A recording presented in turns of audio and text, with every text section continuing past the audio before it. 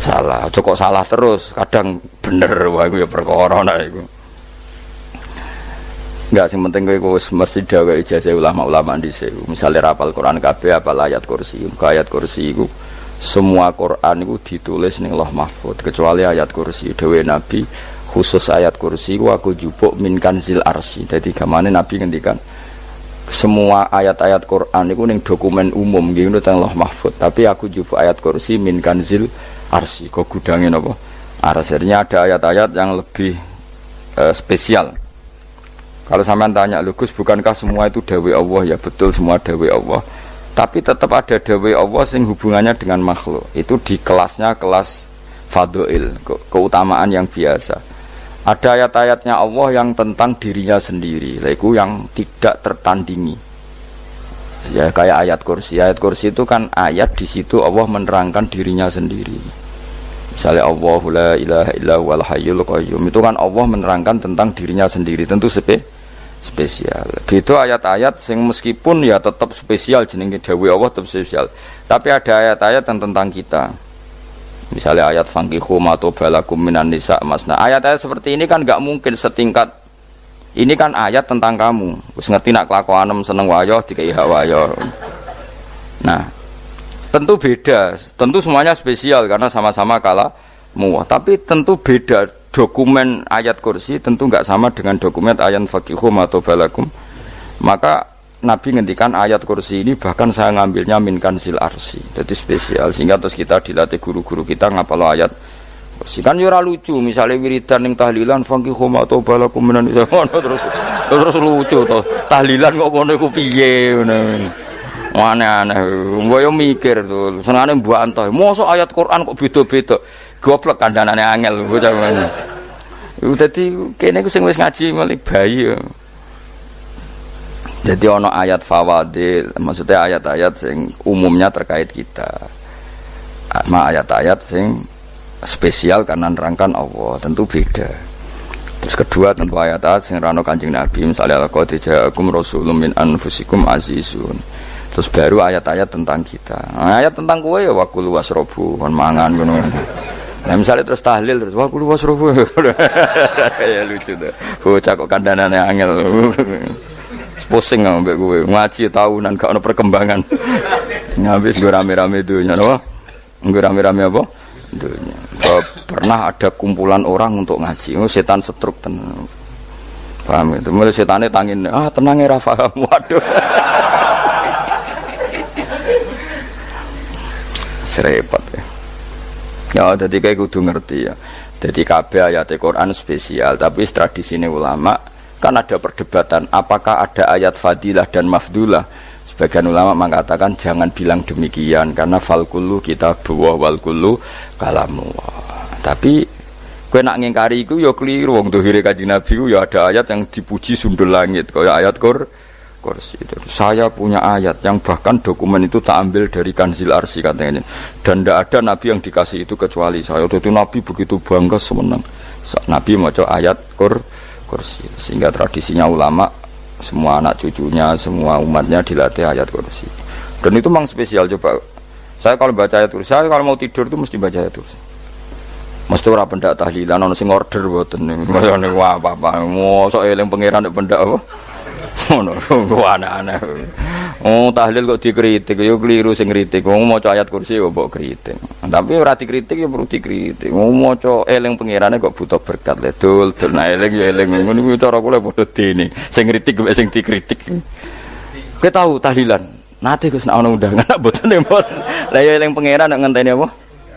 Undangan. Mane ben ana sing tetap ngritik, ben seimbang dunya iku ben seimbang. Apa?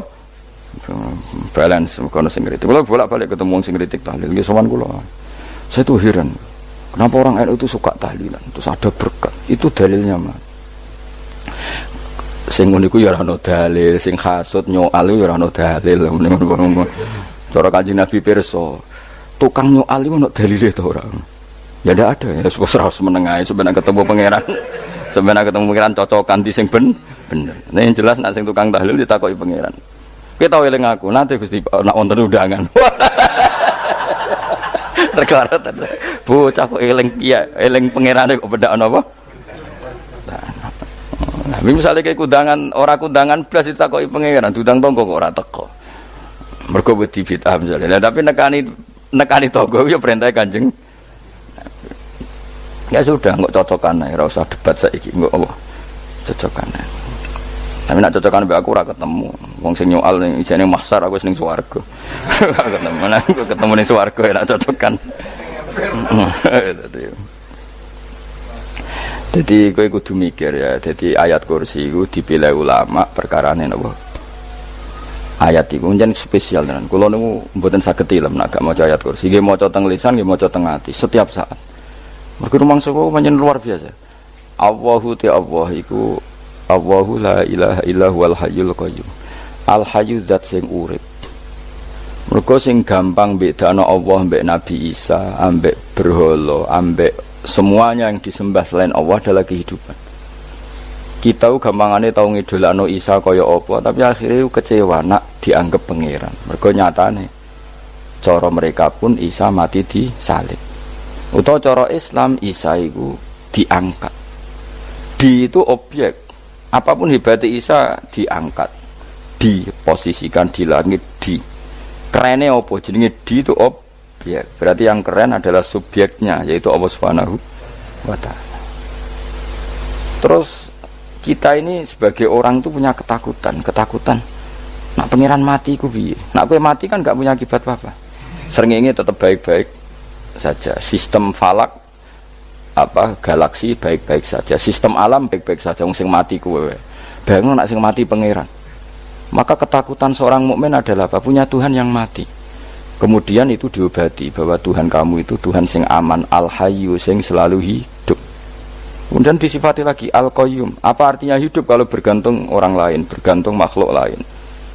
Itu gak keren, karena bergantung itu gak keren. Al-qayyum, yang Allah itu zat yang berdiri sendiri. Oh itu kan terus sempurna. Lu kan maca ayat kursi sempurna. Bejane Gusti kula maca ayat kursi. Kowe ora maca iku kasihate mbahmu. Bocah kok. Oh, bocah ora bakat wali. Teke wis elek. Kabeh dimaterekno.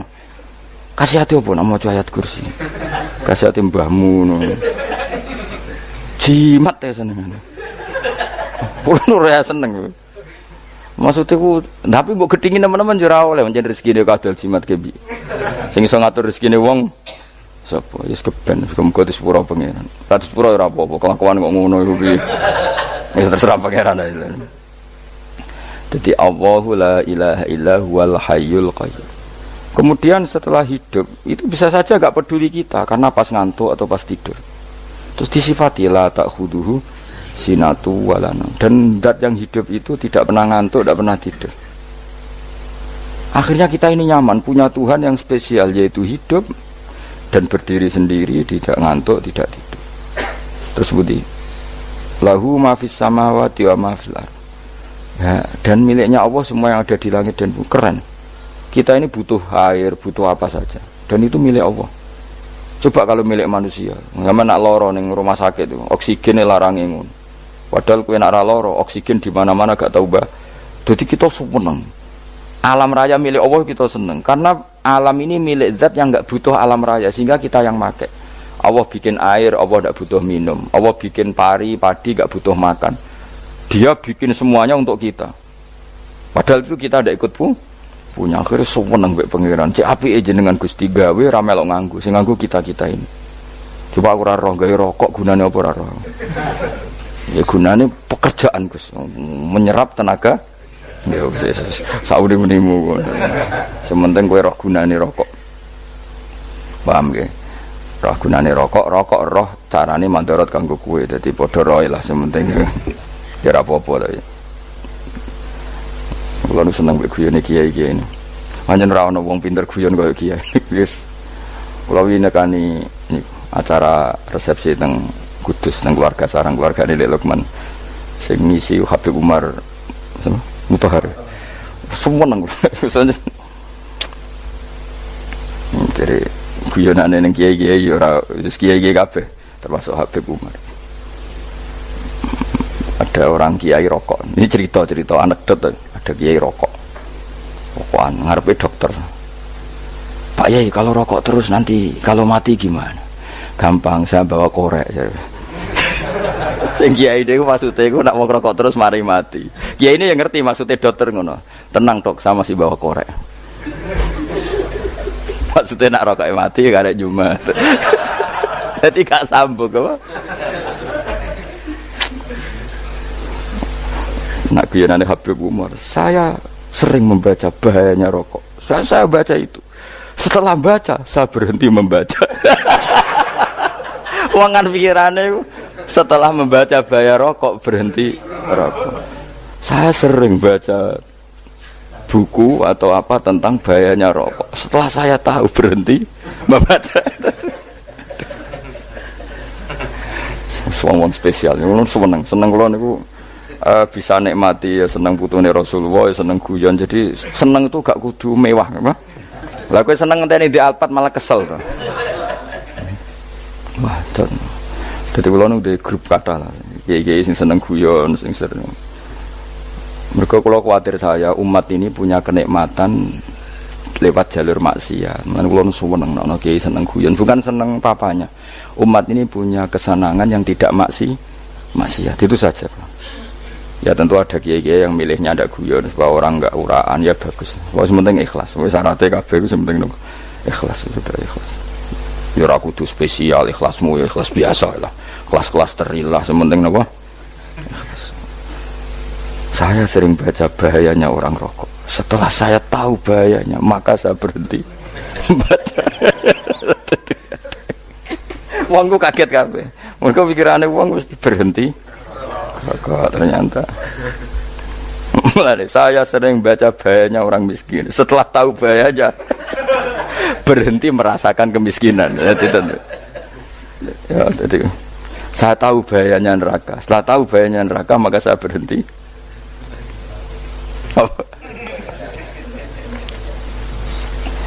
Ya, jadi terus disebutno lahu ma fis samawati wa ma fil ardi. Terus kita nyaman.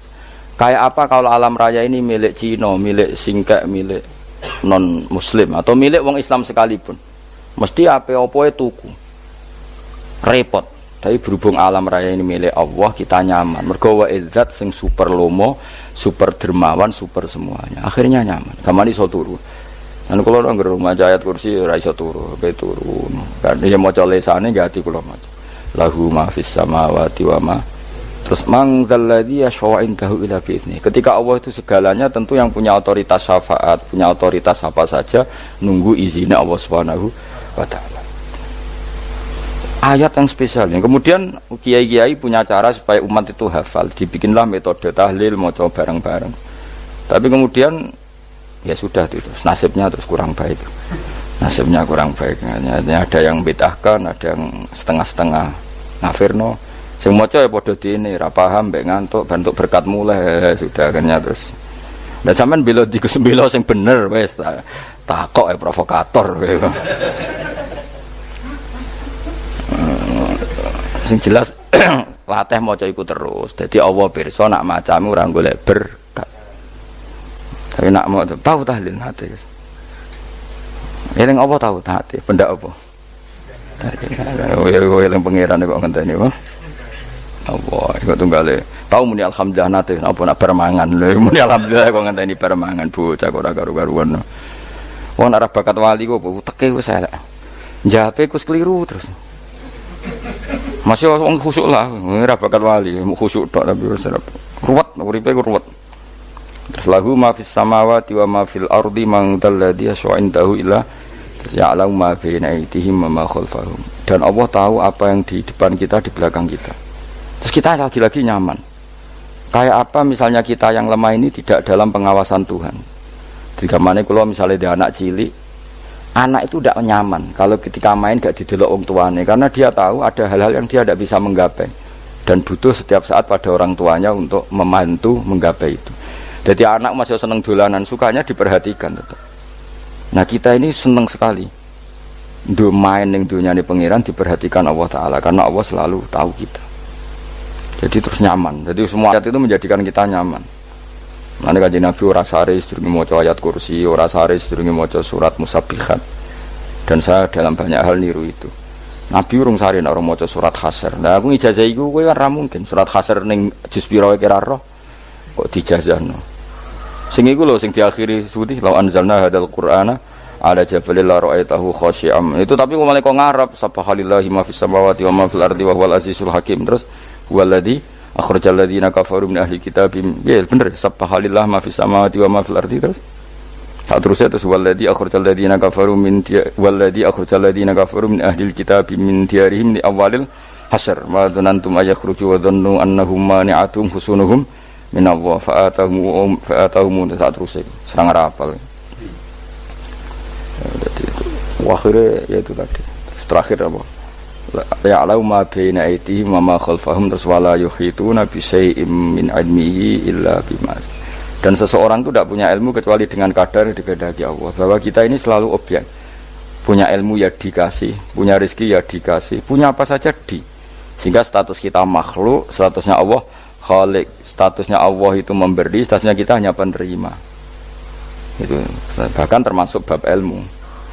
Bab ilmu itu tahunya kita ya hanya diberi. Illa bima sadras wasi'a kursiyus samawati wal ardo dan kursinya Allah itu meliputi langit bumi sehingga kita tahu wah keren. Terus wala ya'udu hifdzuma dan ketika alam raya sebesar ini Allah tidak pernah capek mengurusnya.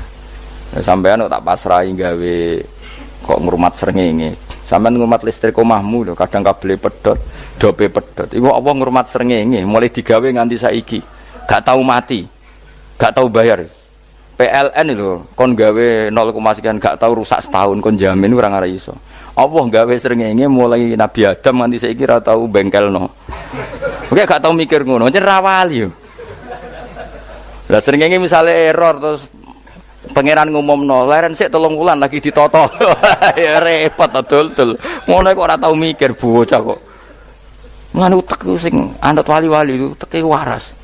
Men dhuwit ora di dhuwit sumpek di dhuwit seneng wis ngono tok pikirane. Ora tahu kagum mbek srengenge, ora tahu bengkel, ora tahu. Mergo emang ora bakat wali itu teke wis innalillahi wa inna ilaihi raji'un. Ngono kok do urip ngono. Habis ben urip pancen wong wae apa? Mati rame-rame apa? Donya nak ana ku ya sepi tenan. Gak ana wong gawa nasa ulfat ngalor gitu. Ngaji sepeda dibayar paham yang mulai apa yang mulai nggak takut ibu juri para mau kaji mau Gus Pak nerangno apa delok rekamane atek dong tapi aku luwih seneng ngono timbang kowe nyimpul malah tambah keliru kabeh. Kula niku paling asline paling ra cocok ngaji disimpul lho uteke beda kok nyimpul terus piye. Tapi dilarang piye niate ya seneng tapi didukung mesti keliru wong nyimpul keliru. Mergo mesti nganggo teke dhewe. Wis ben kok nunggu rame-rame apa. Ndonyo. Kulo kadang yo mikir ya Allah. Lah saiki PLN ngurus listrik sak Indonesia iku dibagi-bagi per wilayah.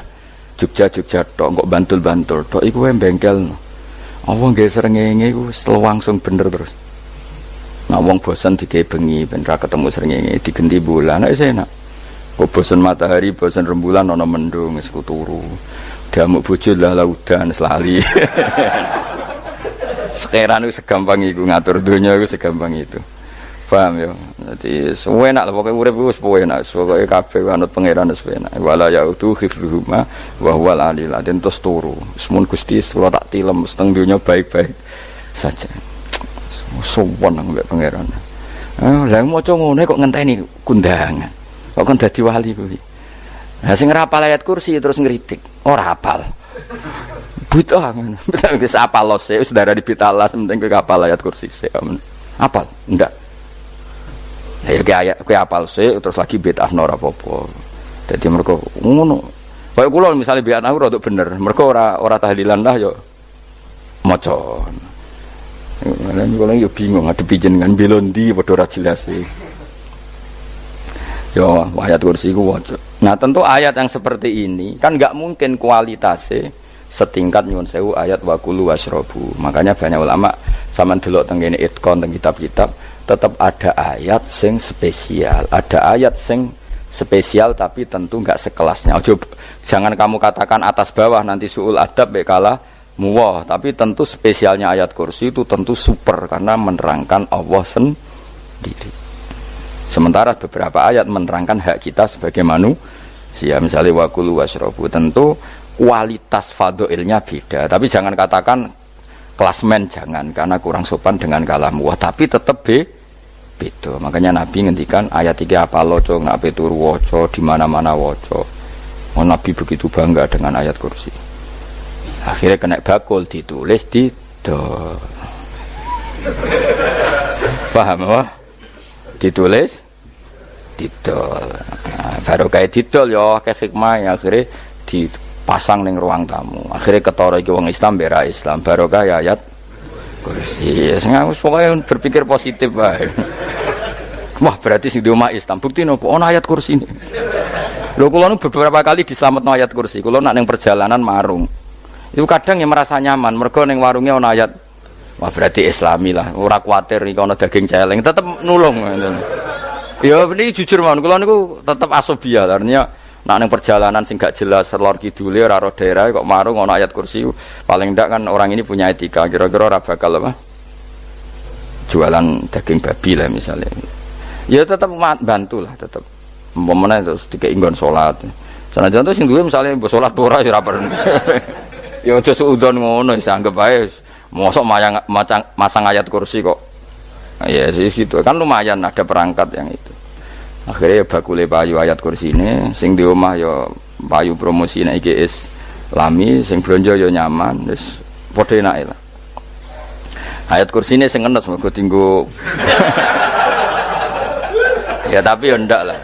Nak niate ngono ya tapi ya ayat kursi tetap mulia dengan dirinya sendiri. Kulo seneng tenan mbek jeneng ayat kursi ya. Ya tadi kekhawatiran kita punya Tuhan yang tidak sempurna itu terjawab bahwa Tuhan kita super sempurna. Jadi kalau bayangkan grepe turu jen senengnya wow Gusti nak kula turu iku langit bumi gak masalah. Bayangno nak pangeran sing turu sistem Tuhan hancur. Makanya syaratnya jadi Tuhan bala takhuduhu sinatu walan. Padahal kita menyaksikan Nabi Isa turu, beberapa yang dituhankan selain Allah turu ngantuk. Bayangno misalnya kowe pas donga sing mbok dongani turu. Kan kacau, makanya Allah mensifati dirinya dan itu memang fakta la ta'khuduhu sinatu walanam. Allah ora tau ngantuk ya mboten nate sari. Akhirnya sewenang kita sewenang banget mbek pangeran mergo dengan sifat-sifat seperti itu. Akhirnya raditu billahi napa rabba wa bil islami dina. Al-Islamu siji Islam Al-Qur'an lan Qur'an Muhammadun Rasulullah. Wa yang bagilan saya celana ketika kita anak kula enten ngucap kita fi kulli yaumin raditu billahi naba rabba wa bil islami dina. Raditu ridho ingsun billahi lan rabban sebagai pangeran. Aku ridho banget, seneng banget Allah sing dadi pangeran. Muga mau pangeran liyane Allah ya kacau tenan. Nanti pangeran terus turu. Terus ngantuk, nak ramangan lemes kan pusing. Apapun hebatnya Nabi Isa misalnya mbok pangeran ya pusing. Kadang pas sare, dungani tenan jebule pas apa? Sare yo ribet. Tapi kita di pangeran sing la ta'khuduhu sinatu wala bil islami dinan wa bi Muhammadin sallallahu alaihi wasallam rasulan wa nabiyan wa bil Qur'ani hukman wa imam. Dan kita ridho Quran sebagai panduan hukum lan dadi imam. Imamu panu. Terus nikmatmu piro? Islam, Quran, Muhammadur Rasulullah wal afiatu lan sehat. Difaul makarih tegese ora. Kaya kowe ngene iki ra di dhuwit lah kan gagah. Ora ning penjara, jajal kene penjara lara kabeh. Baru kae ra di penjara Mas yo dirokok saler ngalor ngidul. Ambek nggo nasoihul ibad bariku kenalan ke grup wis rame dunya wis. Gak penting ngaji paham ora penting, sementing tambah kenalan. Amit-amit tenan wis ben kok nego rame-rame apa dunya. Wasitro lan ketutup sangka celoke satrul uyub. Ndalah celamu ra konangan wong akeh. Yes, padahal ya kurang ajar no kara-karuan. Lah ya rapati konang. Kenapa rapati konangan? Karena liyane ya sejenis. Jadi saling menutupi. Alhamdulillah saling wal ghina lan semuge aninnas termasuk nikmat iku orang enggak tergantung orang lah fi umurid dunya ing dalam urusan dunya. Tapi nek urusan akhirat kowe ra iso ora bergantung guru. Jadi semuge sangka manusa terbebas itu maknanya urusan dunia. Urusan akhirat kita butuh sanad kita ila Rasulillah sallallahu alaihi wasallam. Kowe ora oleh beragama berpikir sendiri, ora oleh agama itu riwayat kira oleh mendekatkan Allah dengan cara kamu sendiri ora oleh kudu nganggo sanad sesuai kaya wong-wong filsafat sing oknum iku. Saya ndak perlu sholat. Allah kan ndak butuh ibadah kita. Ngapain kita sholat? Mbahmu ngono sing wong ngerti nek Allah ora butuh kita saja kok bogo kebanggaan mulai dhisik kiai yo ngerti nek Allah ora butuh kita. Kita yang butuh Allah. Lah mengekspresikan butuh kita kepada Allah kita nek Allah ora tau butuh. Bocah kok goblok ora karuan. Ya itu karena dia berpikir cara beragama dengan pikirannya kita ndak. Kita tahu Allah ndak butuh kita tahu. Kenapa kita sholat? Karena kita butuh Allah.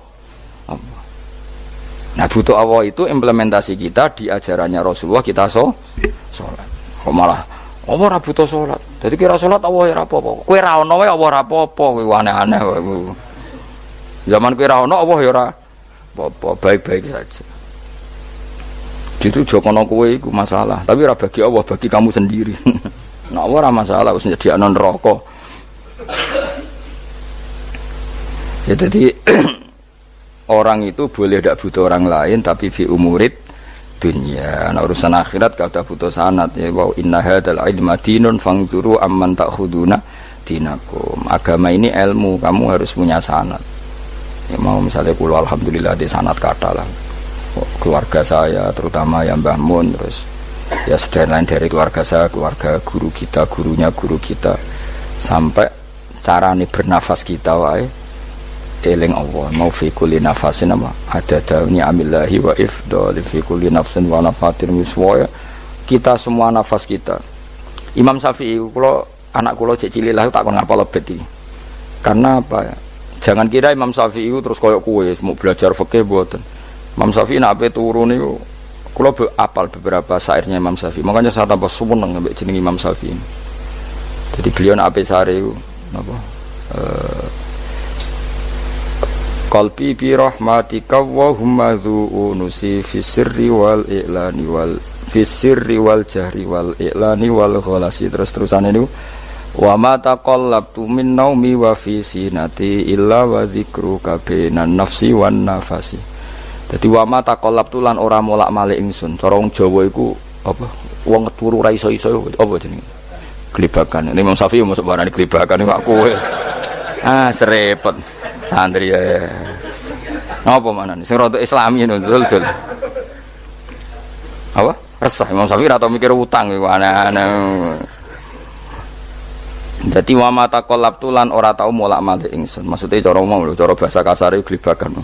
Fi naumi ing dalem turu ingsun wa fi sinati lan ing dalem ngantuk ingsun. Illa wa dzikruka kecuali eling teng jenenganmu benan nafsi antarane jiwaku wan nafasi lan nafasku. Wa ma taqallabtu fi naumi wa fi sinati illa wa dzikruka bainan nafsi wan nafasi. Jadi ulama dhisik itu beliau ndak bikin syair, ndak bikin nadzuman, spontan tuh muji Allah. Nah, saiki ora sing madzhab Syafi'i kaya kowe wis wape turu ra iso glebakan. Mari urung mangan.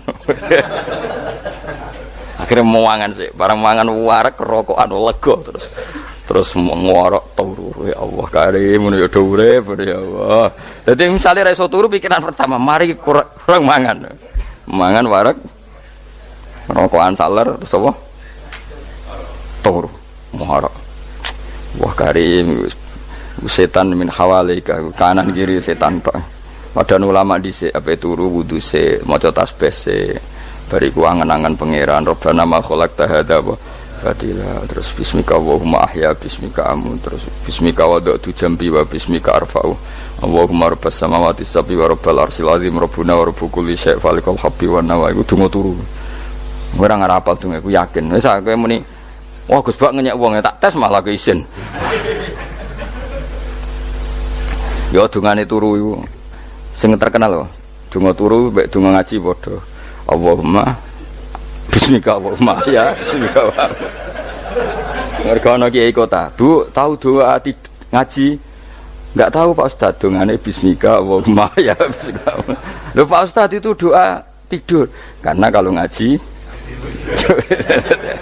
nah jare ora kiai donga turu mek ngaji ku padha aku dhisik eskal maksude ku piye kok donga turu mek ngaji padha jebule nak ngaji turu. Ana kena ngaji dengan apa bismika Allahumma ya bismika terus ngaji faslun wis tok ndi.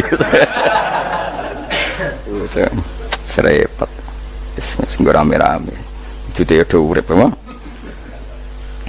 Wal afiatu lan afiate difaul makare tegese ketolak sangka barang sing ora seneng. Supaya kula suwun nggih supaya jenengan sing seneng pangeran iki sai-sai samu. Supaya piye-piye sifat dasar wong mukmin bi walladzina amanu asyaddu hubban lillah. Misale ora iso asyaddu ya sementing hubban. Ya tentu asyaddu itu wong mukmin banget senenge ning pangeran. Kena makome rong iso asyaddu ya sementing ana senenge. Ya ana apa? Ana senenge wis dengan kadar yang kelasem lah sampai sono seneng. Lah ana makome para wali ya asyaddu banget seneng.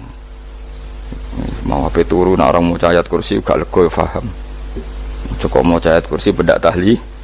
Mulane aku seneng ono sing ngritik aku seneng. Ben rame itunya, ben seru. Sing ngritik ya muga-muga apal tahlil. Jadi ngritik itu fair, ora apa-apa apal terus ngritik. Mun tahlil sing musolli Abdullah sholati ala sate meneng kabeh wis. Iku meneh sing ngritik sing melok ora apal. Pokoke ujug-ujug muni wo filun. Susah es. Biar deh kau masoli, Abdullah sholati ala sati makhlukatika. Nuri Huda saya mas. Nuri Huda terus. Oh, aku sengguri semua orang gofil. Aduh, sing ramai ini dok. Mak kiai apal, profesi ini apal. Karena yang desa modelnya permanen, bagian tahlil yo, tahlil terus, bagian dungo yo. Jadi sehingga kiai dongo kok digeser jadi mimpin tahlil yo gagap. Lo akeh lo kiai ngalim kon mimpin tahlil yo mikir mergo. Wah dateng daerah kula kiai ngalim bar kon mimpin tahlil terus mau maca lelel wotok. Wah niki sempun niki pun tak takoki kene apa? Kapal. Dene ra apal urutane iku ra apal. Iku kan butuh apa ya? Butuh keahlian gitu. Repot. Kok gini sing tahlil loro. Kapok ngene. Nah kula tetep apal tapi singkat ae. Iku ngono sing luwih ahli to. Sing guri wis sing guri kacau meneh. Tahlil dening kiai iki sing guri sampe wah suwi iku.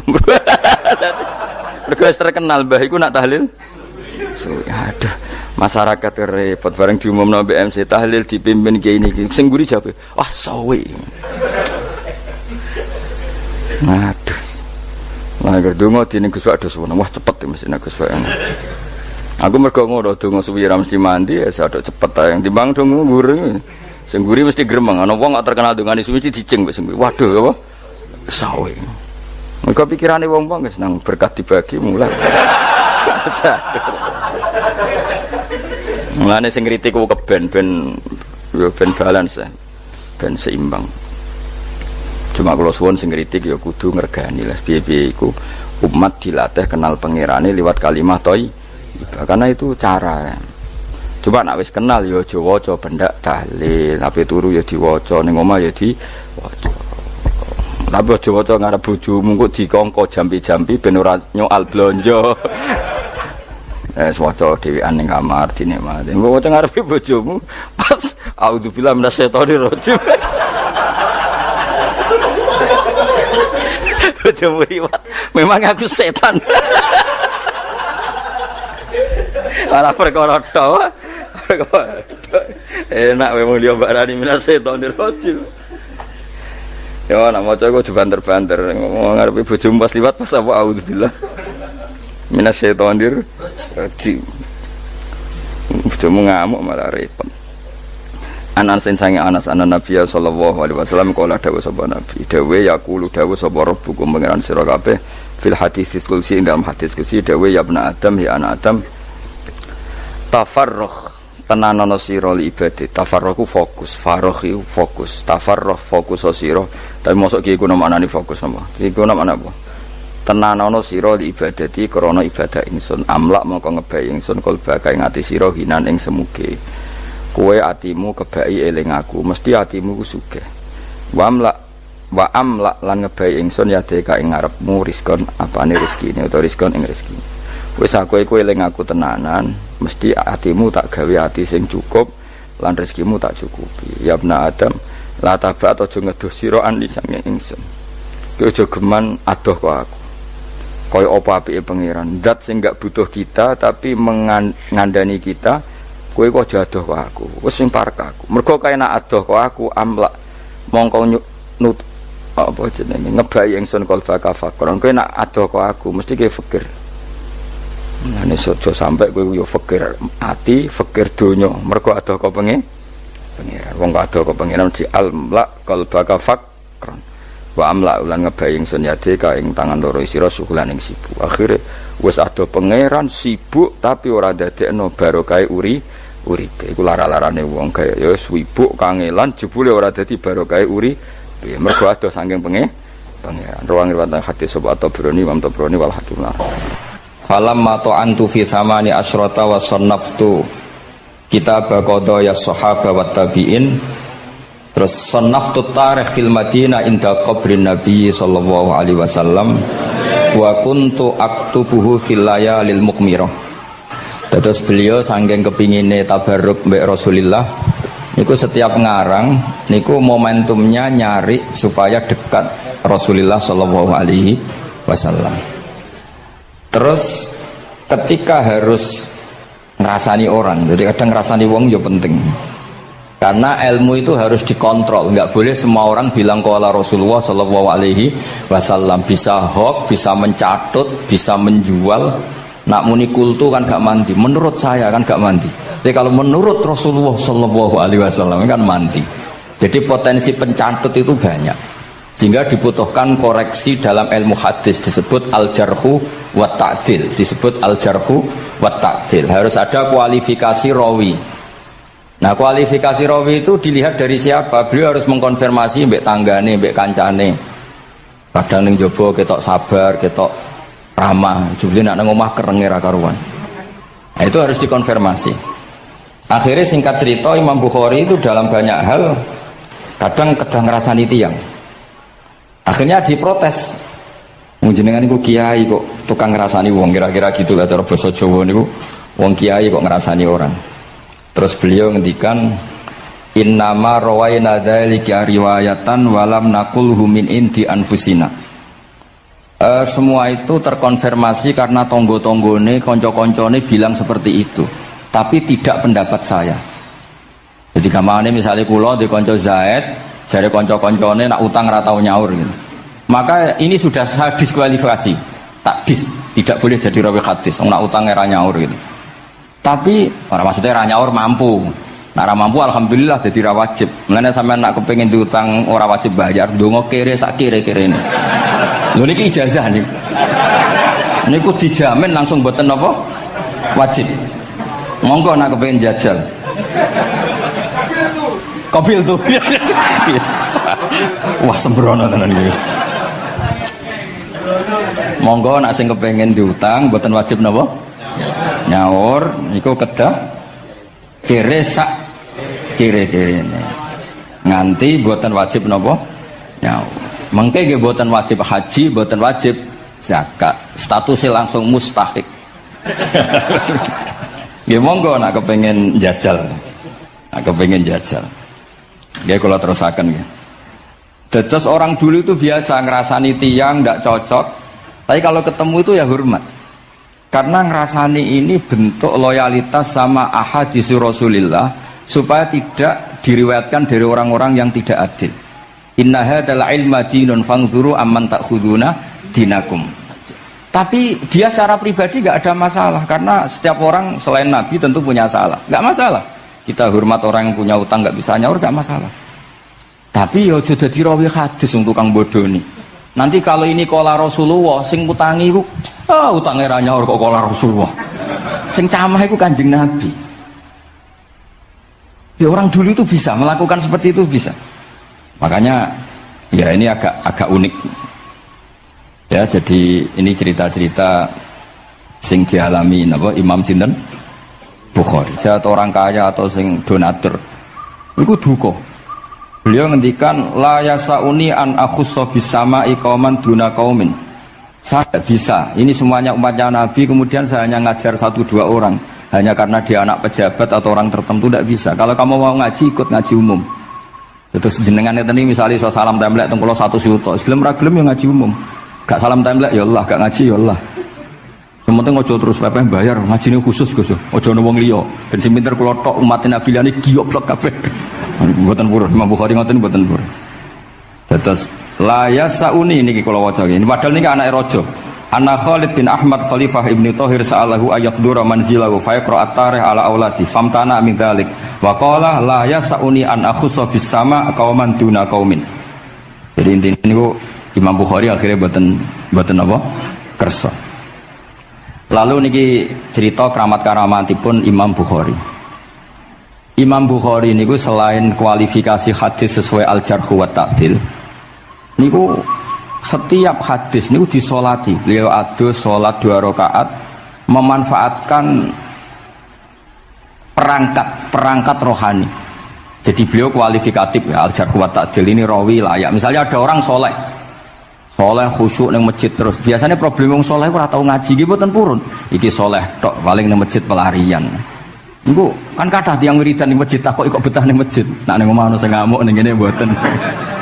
Malah pengurus-pengurus takmir masjid ya ali nak cerita kula niku sakniki kuwadah Gus, tiyang teng masjid itu suwi-suwi. Dadi mlayu ning masjid iku perkarane kudu ngising, ning omahe WC-ne elek ning masjid apik. Lho nu bar dhuwur turu, ditakoki takmir kok turu ning kene ning omah ana kipas angin ning kene ana kipas angin. Niki mboten suudzon, suul yakin kathah sing ngoten niku. Dadi ini mun sak dhuwure suudzon. Wong kula ra Imam Bukhari wae salah ra Allah. Engko njuk sepuro pengenan. Tapi itu cerita. Makanya Imam Bukhari ngendikan ono wong adil tapi ora tak jaluki riwayat. Mergo tidak diketahui dia yujalisu ahlal ilm sami dengan madzhabnya Imam Malik. Karena ilmu itu butuh dikonfrontasi, butuh misalnya Nabi ngendikan ini kok dohire tanafi mbek niki, dahure kok ta'arud. Itu kalau ahlul ilmi ngerti duduk perkaranya. Karena itu ilmu itu begitu juga Imam Malik seperti itu. Nah, singkat cerita Imam Bukhari itu pede meriwayatkan hadis setelah banyak orang mimpi Rasulullah itu liwat ditututi Imam Bukhari. Iku fawwah ma akhta aqdamahu qadamai Rasulullah sallallahu alaihi wasallam. Terus delamaan yang pernah diinjek Rasulullah niku mautia aqdami Rasulullah sing nate diinjek qadami napa Rasulullah. Itu Imam Bukhari persis di situ. Akhirnya ulama tahu itu maknanya betapa persisnya beliau ketika meriwayatkan hadisnya Rasulullah Shallallahu Alaihi Wasallam. Ada lagi orang mimpi, ini kita kitab Fathul Bari. Imam Bukhari itu betul khirbah itu semacam pisau kecil. Yadzubu anhu itu kalau ada orang melukai Nabi, dia yang bela-belain supaya orang itu tidak bisa melukai Nabi. Dan itu ditakwil oleh ulama bahwa beliau yang nanti akan mensortir al-ahadis al-maudu'ah, dibuang semua, nggak boleh dinisbatkan kepada Rasulullah Shallallahu Alaihi Wasallam. Jadi kemana itu jasa-jasa ini pun Imam Bukhari. Terus ketika beliau mau kapundut, niki ben mboten kesuwen, niki Gus Sapang pun badhe nyanyi Gus. Apa nasid? Nasid itu terjemahannya nyanyi ku anak-anak. Nah kanggo jenengan terjemahannya nyanyi, nah ya amang mboten terjemahannya tetap nasid. Sholawatan ya. Nah Gus Sapang nyanyi ben tawadhu sederhana bahasane ora usah sok suci biasa wae. Dadi nak Muhammad bin Yahya ya Amang ini qasidah terjemahannya sholawat. Gus Sapang wis nyanyi wis gampang. Ngaji lagu. Insyaallah barokah tawadhu niku apik lah. Terus Imam Bukhari ketika mau kapundhut itu tertib sekali. Saya banyak membuktikan baik secara bacaan maupun nyata. Orang-orang soleh itu kalau mau kapundhut itu tertib. Mulane sampai nak kapundhut aja selonang-selonong. Nak mati ku sing tertib. Sing rapi lah, tertata. Kula cerita sedikit. Bapak kula niku selawase niku tiap tahun nilai kula teng Jogja. Iku mboten pernah memamitkan saya sama ketua teng tempat kerja kula. Niku bapak tindak tengkene kula Jumadil Ula niku sak tak pamitno mbek kancamu ku guru-gurumu kanca-kanca kowe mulai ngenteni aku. Terus bapak Recep kapundhut. Mbah Mun juga gitu, saya menyaksikan sendiri mau kapundhut itu uang dititipkan ke Subak. Iki aku nak balekno nak aku ora balik wis bagi dulur-dulurmu. Beliau di pesawat ngendikan negosiasi. Tenan lho sin aku tahlili. Terus ternyata di Mekah kabundut. Itu contoh-contoh kabundut yang tertib, beretika dan berperadaban. Nah Imam Ghazali luwih parah malih, parah kramate mboten parah masalahnya. Engko mbok potong dadi geger. Niku badhe kabundut itu tuku kafan piyambak. Tuku kafan. Terus kanca-kanca sing perjalanan 3 hari karena dulu enggak ada pesawat. Ora ono WA. Niku diundang. Wong dinongkas ning nggonku ya. Ketika beliau kabundut itu orang yang perjalanan 3 hari enggak ada yang terlambat. Ditakoki, "Kenapa kamu enggak terlambat?" "Saya sudah diundang 3 hari yang lalu." Nanti itu tuku kafan terus badan niku badhe subuh salat terus ya mbak cara Jawa nggih agak selonjor terus adike diceluk ali ya bil kafni aku jupukno kafanku.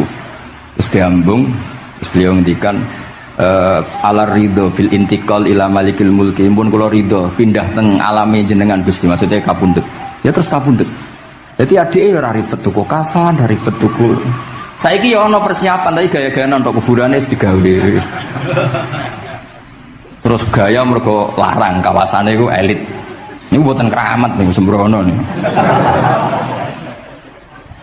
Lah Imam Bukhari ki ngoten badhe kabundut tuh wali-wali angkatan beliau ku dipeni. Desane piyambake jenenge Khortangka, napa bacane Khortanak mboten ngerti. Pokoke kawasan Uzbek karena itu ejaan Soviet. Sauni-unimu lho waca Khortangka, cek Khortanak, cek apa ngono lho. Sing maca penting aja waca demaan karena tulisannya kok sik. Niku wali-wali ngipi ketemu Rasulullah teng pagar desa, teng pojok, teng pintu gerbang. Wali-wali tanya, "Ya Rasulullah, kenapa engkau di sini?" Antaziru Muhammad bin Ismail. Aku ngenteni Muhammad bin Ismail. Apa tak jak bareng. Terus wali-wali ini tangi krungu kabar Imam Bukhari kabundut. Nama beliau kan Muhammad bin Ismail. Jadi akhirnya wali-wali ngerti. Jadi ya badhe kabundut itu ditunggoni Rasulullah sallallahu alaihi wasallam. Kula waca nggih tak waca Arabe. Engko nak mboten paham nggih muni amin iki semuanya. Mboten santai mawon sampean. Kula niki mumpung dadi wong saleh mergo nderekaken kersane Habib Bidin. Ya kadang saleh kadang ora, nek ora saleh ya istighfar wis gampang. Urusan mbek pangeran niku gampang. Ribet urusan mbek manusa. Terus njuk sepuro iki kadang gremeng ya. Tapi ora usah kaget ya apike manusa kalah apik mbek pangeran. Pangeran wis Ghafur kok manusa kok Ghafur ketok ya ora lah wis biasa wae ngoten. Gampang urusan mbek pangeran ya. Ya cara kaidah fikih kan ngoten. Haqqullah mabniun alal musamaha. Urusan mbek pangeran iku gampang. Urusan mbek manusa ruwet ya. Sing dawuhe ahli niku. Niku fakta apa pengalaman ya? Pengalaman apa fakta? Pengalaman. Niki kanca kula wali ahli al-Habsyi. Nggih boten enten perkembangan mulai mbek kula ya ora jelas ya. Oke kalau waca ya. Akhbarona Muhammad bin Makki sami'tu Abdul Wahid bin Adam at-Tawasis yaqul ra'aitu an-nabiyya sallallahu alaihi wasallam fi naumi wa ma'ahu jama'atun min ashabi wa huwa waqifun fi mawdi'in fasallamtu alaihi faradda alayhi assalam faqultu ma wuqufuka huna ya Rasulullah qala antaziru Muhammad bin Ismail falamma kana ba'da ayamin balaghani mautuh fanadhartu fa idzan huwa qad mata fi sa'ah allati ra'aitu fiha an-nabiyya sallallahu alaihi wasallam. Monggo ya nak badhe kapundhut sing tertib ya.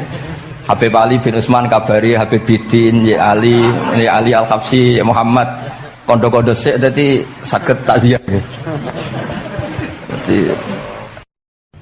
Nah, ketika Fatihah itu sebegitu keramatnya, sebegitu topnya, itu setan rapat singkat cerita itu yang tadi dipimpin oleh iblis yang sedang terkapar apa? Terus kali obatnya nggak ada, cuma dia shock karena ada surat yang turun yang melafatkan itu pasti selamat dari apa? Neraka. Nah ini gimana saran Anda? Sarannya adalah bikin orang-orang itu lupa tidak baca Fatihah. Nah ini rapatnya iblis. Idzabu wajtahidu hatta tufilu qulubahum hatta la yaqulu hadis surah. Kala yuksiru qira'ataha wa la yakunu lahum ajrun wa thawabun bal yakunu lahum adzabun wa iqabun. Kemudian yang terakhir saya beri ijazah tentang Al-Fatihah ya, karena ini surat yang populer. Kalau saya ijazahi Quran 30 juz pasti sampean nggak hafal. Atau ijazah surat Baqarah, kalau mau Baqarah mau. Ijazahi surat Baqarah mau 2 juz setengah. Mau Mas Asep? Ya Fatihah aja yang gampang ya. Nah, ya kulhu Fatihah ini paket ringan ini. Tapi pahalanya apa? Besar. Ini beda ya, artinya selama ini mungkin Anda baca tapi monoton ya. Tapi ini saya bacakan teks aslinya tentang istilahnya itu mazaya itu kelebihannya Fatihah. Saya baca Arabnya dulu, nanti ini terakhir ya ijazah. Tadi kan saran-saran umum tentang sosial. Ya, pokoknya jadikan kebaikan itu punya nilai sosial yang baik lah. Jadi nanti orang yang nggak amanah nggak laku. Ya, calon bupati, gubernur, presiden yang nggak amanah juga nggak laku.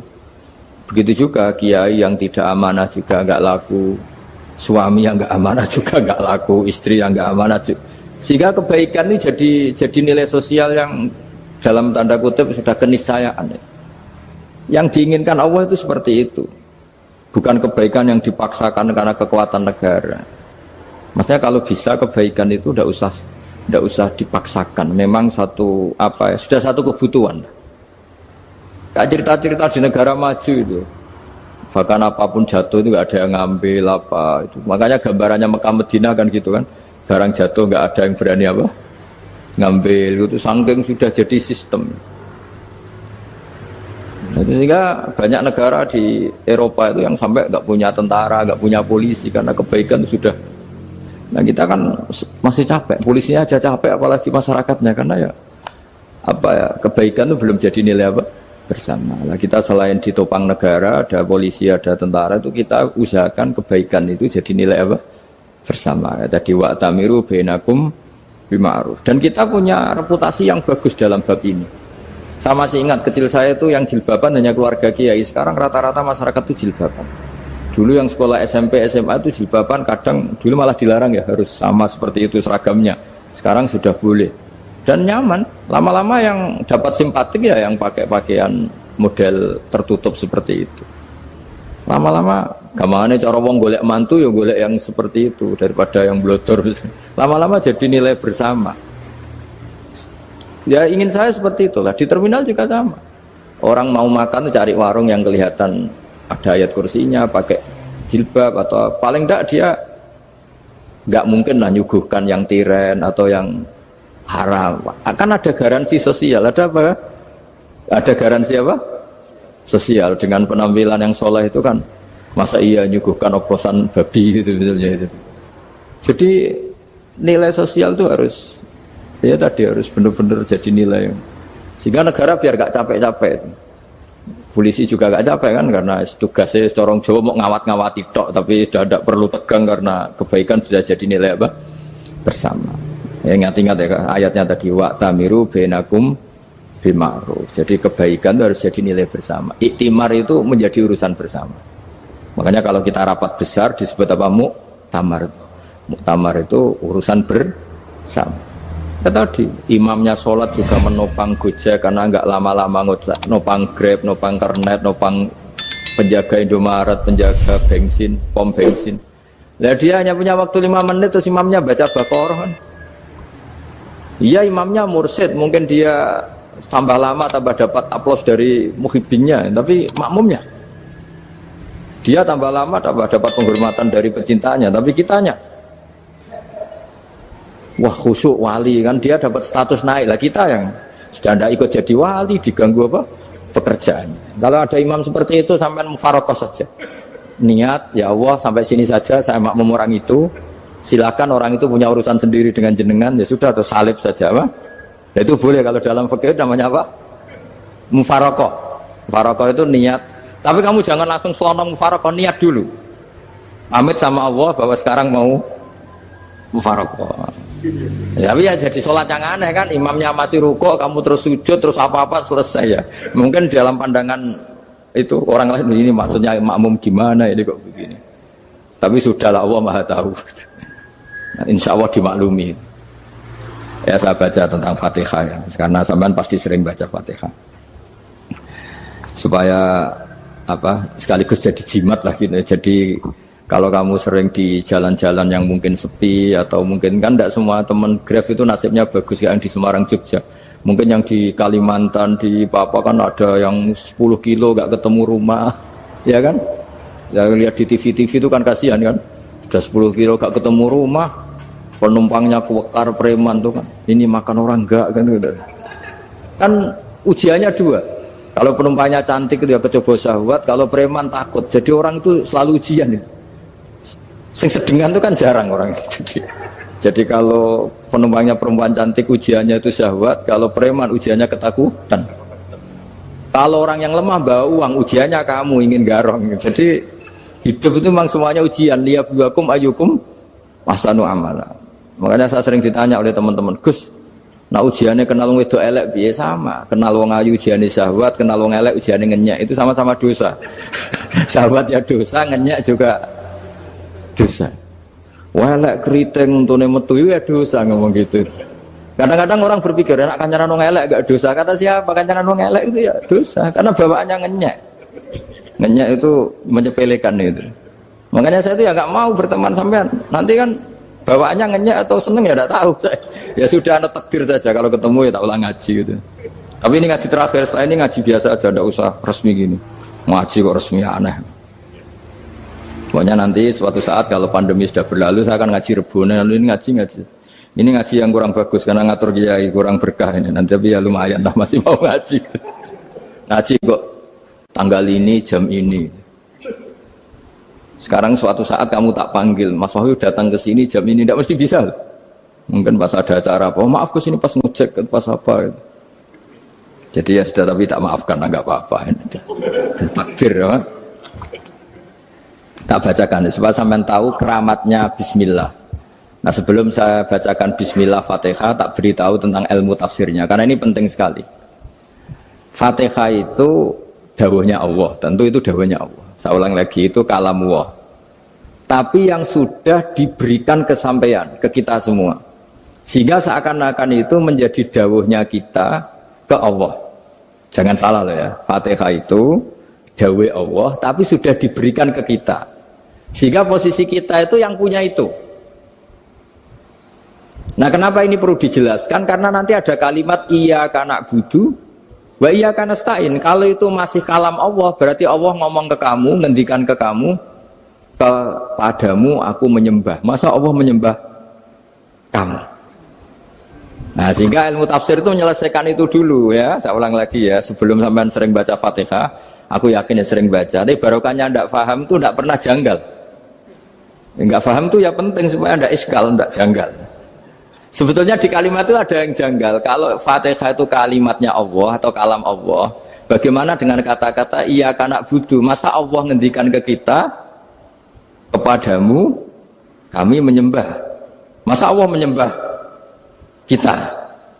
Maka penyelesaiannya secara ilmu tafsir gimana? Semua ulama mengatakan, bukan satu dua, semuanya mengatakan di Fatihah itu semuanya diberi kawalan kalimat.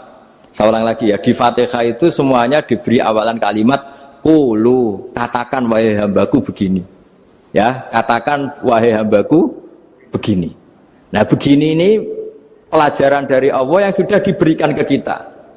Terus kita mengatakan bismillahirrahmanirrahim, alhamdulillahirabbil, termasuk kita mengatakan iyyaka na'budu wa iyyaka nasta'in.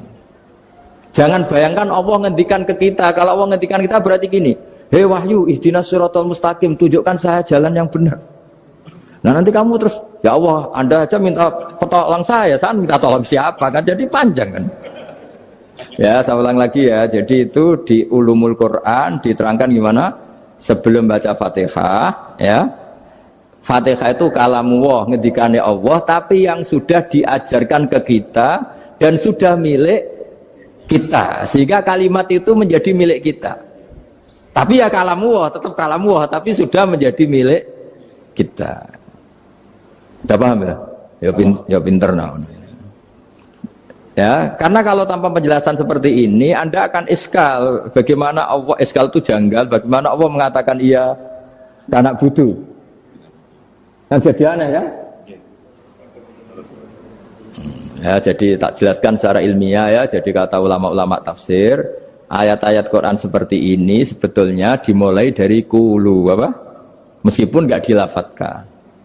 Itu kan sama dengan qul huwallahu ahad Muhammad, katakan kalau Tuhan itu satu. Ya namanya Quran itu kan kalam Allah, membina nabinya, membina umatnya. Makanya dikatakan atau enggak di sini tersembunyi kata qulu, katakan. Ya. Jadi ya ibarat apa itu? Kamu ngajari anak kamu lah. Le, panggil jenengan bapak kulo. Itu maksudnya anak itu, kalimat itu kalimat kamu, tapi kamu ajarkan ke anak kamu. Terus anak kamu bilang, Pak jenengan bapak kulo. Nah ketika kamu mengatakan jenengan, bukan kamu mengatakan jenengan anakku, berarti anakmu itu bapakmu, kan rujuk kan. Anak kamu ajari jenengan bapak kulo. Kamu, engkau, bapak saya. Terus anak kamu mengulang jenengan atau kamu bapak saya. Berarti itu kalimat yang kamu ajarkan, tapi sekarang sudah milik anak kamu. Kalau itu kalimat kamu kan lucu, masa anak kamu bilang bapak.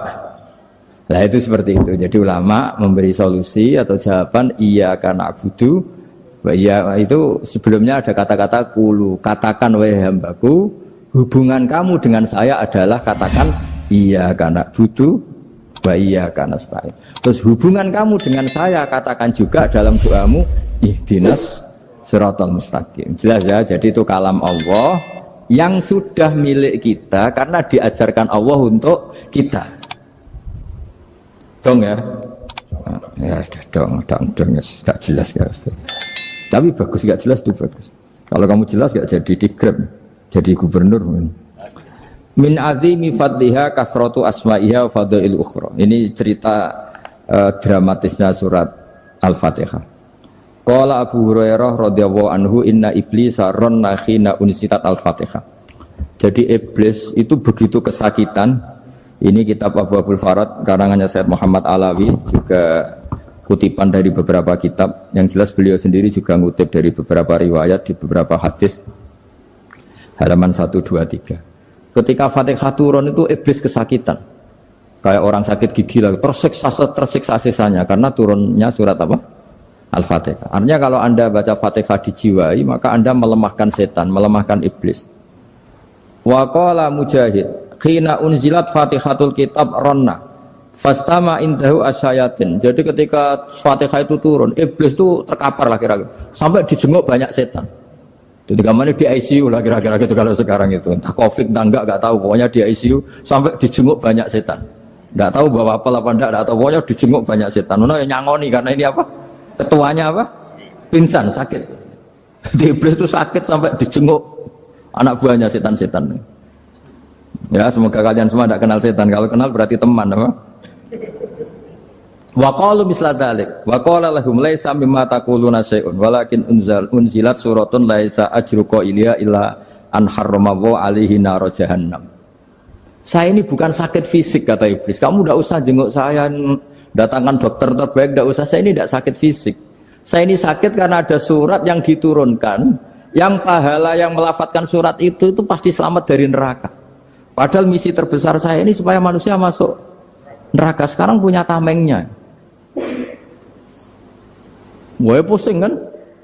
Ya seperti orang lah goda sampean, ternyata sampean setia, itu kan pusing. Nah ternyata tidak setia, itu yang akhirnya ribet kan itu. Jadi iblis itu cita-cita terbesarnya kan semua orang itu masuk neraka. Nah sekarang turun satu surat yang gara-gara surat itu siapapun yang baca dijamin selamat dari neraka. Jadi walakin unzilat suratun laisa ajru qailiha illa an harramallahu alaihi nar jahannam. Karena jadi dia shock lah, kalau orang di Jawa itu bilang shock. Aduh sial nasib saya ini umat nggak bisa saya goda lagi karena punya tamengnya tadi punya. Qad batala kaidukum wa makrukum. Rekayasa kalian sekarang itu tidak ada gunanya semua. Nah, ini alhamdulillah di Indonesia kelihatan kan banyak yang miskin, banyak yang susah. Tapi selagi mereka masih sholat, itu keinginan mencari halal itu masih tinggi. Kayak apa kita di tengah kota, jauh dari anak istri, jauh dari tetangga. Biasanya kalau orang jauh dari anak istri, tetangga kan sakar PDW. Tapi yang soleh masih banyak, sudah jauh dari keluarga tetap lurus. Loh kalau yang dekat lurus kan wajar konangan wong akeh kan. Ini sudah jauh masih lurus. Nah ini nggak lepas dari barokahnya surat apa? Surat Fatihah tadi. Jadi karena ada surat yang menjamin pelafalnya atau qailiha terbebas dari api neraka. Wa qalat as-sayatinu lahu is ayyusa'in ta'muruna ya maulana. Faqala lahum idhabu wajtahidu hatta tukhfilu qulubahum hatta la yaqulu hadhihi surah. Lalu kita gimana? Jari para setan gitu. Lalu kita gimana? Terus kata iblis, sudah bikin mereka lupa sehingga tidak baca lagi. Selagi masih baca kita pasti keok. Jadi kalau sampean sudah jarang baca Fatihah itu berarti sudah bagian dari kemenangan apa? Iblis. Jadi kalau sampean sudah jarang baca Fatihah itu berarti bagian dari kekalahan Anda, kemenangan Iblis. Masih sering baca? Berapa kali? Dan sama lagi. Kalau ngajarin itu juga selain doa itu juga Kok 5 kali tok itu? Berarti pas sholat fardu tok itu. Enggak 5 kali itu mendingan itu 17. Kamu itu ngitungnya jangan 5 ini. 5 waktu saja. 5 waktu itu berarti lumayan kan? Berapa? 17 ya? Ya. 17 ya? Ya. 17. Tapi kalau makmum tuh sering separuh kan, apalagi makmum tarawih. Ya kan? Makmum tarawih itu bacanya Fatihah ada yang sempurna enggak ya? Ya enggak lah. Baru alhamdulillahirabbil alamin mampu ruko ikut ruko ini gitu. Makmum kan yang tarawih lah Mas. Kalau tarawih jarang sempurna ya. Fatihahnya itu. Kan imam sudah ruko. Kamu bacanya Fatihah sampai mana biasanya? Baru setengah ya. Ya paling pas tarawih aja kan enggak sempurna ya. Apalagi kalau imamnya sing kilat tuh waduh malah. Nah ketika Fatihah itu sebegitu keramatnya, sebegitu topnya, itu setan rapat, singkat cerita itu yang tadi dipimpin oleh iblis yang sedang terkapar apa? Terus tali obatnya nggak ada, cuma dia shock karena ada surat yang turun yang melafatkan itu pasti selamat dari apa? Neraka. Nah ini gimana saran Anda? Terus sarannya adalah bikin orang-orang itu lupa, tidak baca Fatihah. Nah ini rapatnya iblis. Idhabu wajtahidu hatta tufilu qulubahum hatta la yaqulu hadhihi surah. Kala yuksiru qira'ataha wa la yakunu lahum ajrun wa thawabun bal yakunu lahum adzabun wa iqabun.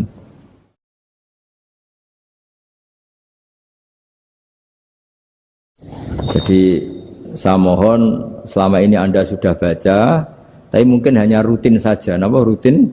Saja barokahnya ngaji ini kamu punya kekuatan atau punya semangat membaca karena ini surat yang luar biasa. Ibarat gini, kalau sampean tanya, saya juga sering mikir, masa Gus hanya surat kok punya kekuatan seperti itu? Di dunia ini kata Allah, mulai Nabi Adam sampai kiamat, nggak ada yang bisa menandingi kekuatan kalimah. Kalimah itu kata-kata, nggak ada yang bisa menandingi kata-kata. Misalnya Anda nge-grab berangkat istri cuek, berangkat cuek. Itu beda dengan ketika meskipun satu kalimat.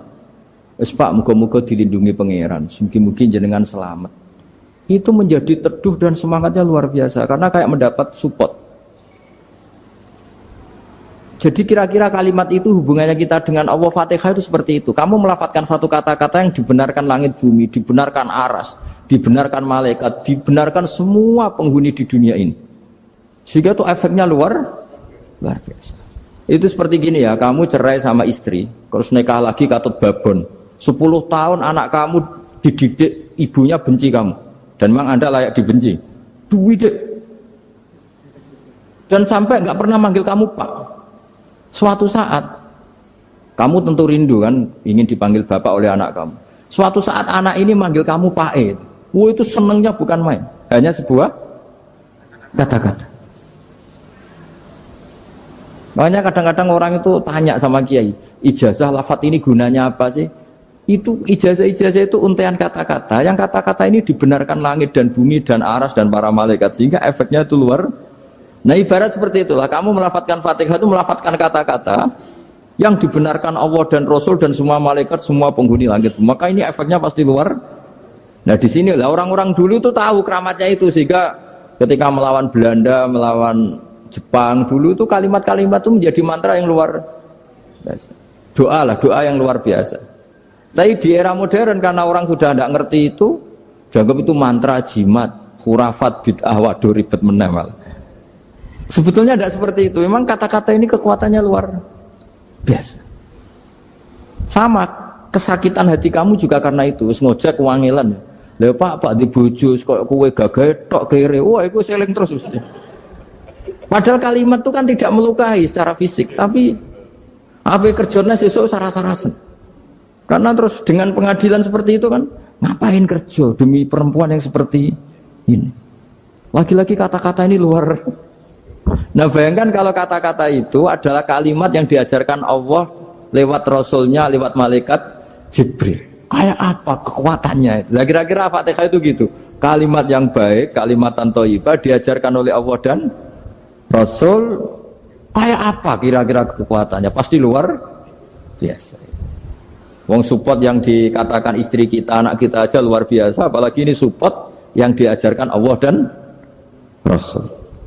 Ya makanya saya mohon kalau baca Fatihah, baca kalimat-kalimat thayyibah ketika sholat itu dijiwai. Ya misalnya Rabbana lakal hamdu mil'us samawati wa mil'ul ardi wa mil'u ma syi'ta min syai'im. Engkau zat yang layak dipuji, dan pujian ini memenuhi langit dan bumi.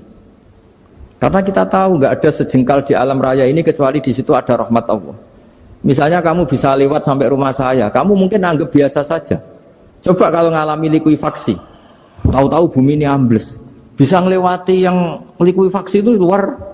Tanyakan orang pernah ngalami likuifaksi di Sulawesi, itu melihat bumi bisa diinjak nggak ambles itu, wah luar. Nah, sama nggak ngalami itu sehingga lewat bumi ya biasa aja. Coba kalau ngalami seperti tidur, ya biasa aja. Coba kalau ada gempa, bahwa bumi tenang ini sudah nikmat yang luar biasa. Masa kamu ngakui nikmat nunggu digituin?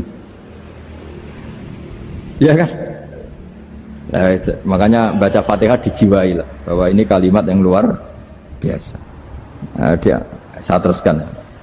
Warwa Muslimun fi sahihihi an Ibnu Abbas radhiyallahu anhuma annahu qala bainama Jibril alaihi salam qaidun dan Nabi itsami anaqidan min fawqi farafa'a ra'sahu faqala hadza babun minas sama futihal yawma lam yuftah qaddu ilal yaum fanazala minhu malakun faqala hadza malakun nazza ilal ardi wa lam yanzil qaddu ilal yauma fasallim waqal absyir binuraini qad uti tahuma lam yu'tahuma nabiyyun qablak Fatihatul kitab wa khawatimu suratil baqarah. Jadi suatu saat Jibril ini jagongan kira-kira gitu sama Rasulullah. Tahu-tahu langit itu gemuruh. Karena langit gemuruh kata Jibril terus semuanya ngangkat kepala ke langit. Ini pintu langit baru ini dibuka, yang sebelumnya tidak pernah dibuka seperti ini. Turunlah malaikat, yang malaikat ini pun malaikat spesial, yang nggak malaikat murahan lah kira-kira gitu, yang nggak pernah turun ke bumi kecuali juga saat itu. Dengan penyambutan yang luar biasa, dengan semuanya tidak pernah terjadi. Hanya karena surat Fatihah. Jadi ini surat yang luar biasa, pengawalannya lewat malaikat yang spesial, nggak pernah turun di bumi kecuali saat itu. Penyambutannya juga nggak pernah seperti itu, baru seperti itu. Jadi semuanya itu spesial. Nah, kenapa ini spesial? Karena di situ ada isi puja-puji kepada Allah Subhanahu wa ta'ala. Ada ikrar kita, alhamdulillah rabbil alamin, ar-rahmanir rahim. Ikrar ini penting. Kalau contoh paling gampang gitulah. Kamu punya istri selama ini cerewet terus. Suatu saat ngomong, "Pak, tak angen-angen rono wong lanang koyo sampeyan." Wah, itu langsung tidak ada lelaki sebaik engkau. Itu sama senengnya, masya Allah. Karena ada ikrar dari seorang istri ke kamu. Nah bayangkan kalau ikrar kita sebagai hamba diakui oleh Allah Subhanahu, maka ikrar ini akan dicatat sebagai kebaikan kita yang kita panen nanti di akhirat. Karena ada ikrar. Kita ikrar bahwa alhamdulillah rabbil alamin. Kita ikrar ar-rahmanir rahim. Kita ikrar maliki yaumiddin. Kita ikrar iyyaka na'budu wa iyyaka nasta'in. Sampean misalnya jadi orang Indonesia, ketemu orang Indonesia yang makmur di Jerman. Terus lupa Indonesia. Kamu orang Indonesia? Enggak, saya enggak orang Indonesia. Mangkel gak kira-kira? Mangkel. Karena salah ikrar kan gitu. Ya, jadi saya mohon jangan anggap kalimat itu hal yang biasa, tapi luar biasa. Nggih, ngoten mawon. Assalamualaikum warahmatullahi wabarakatuh.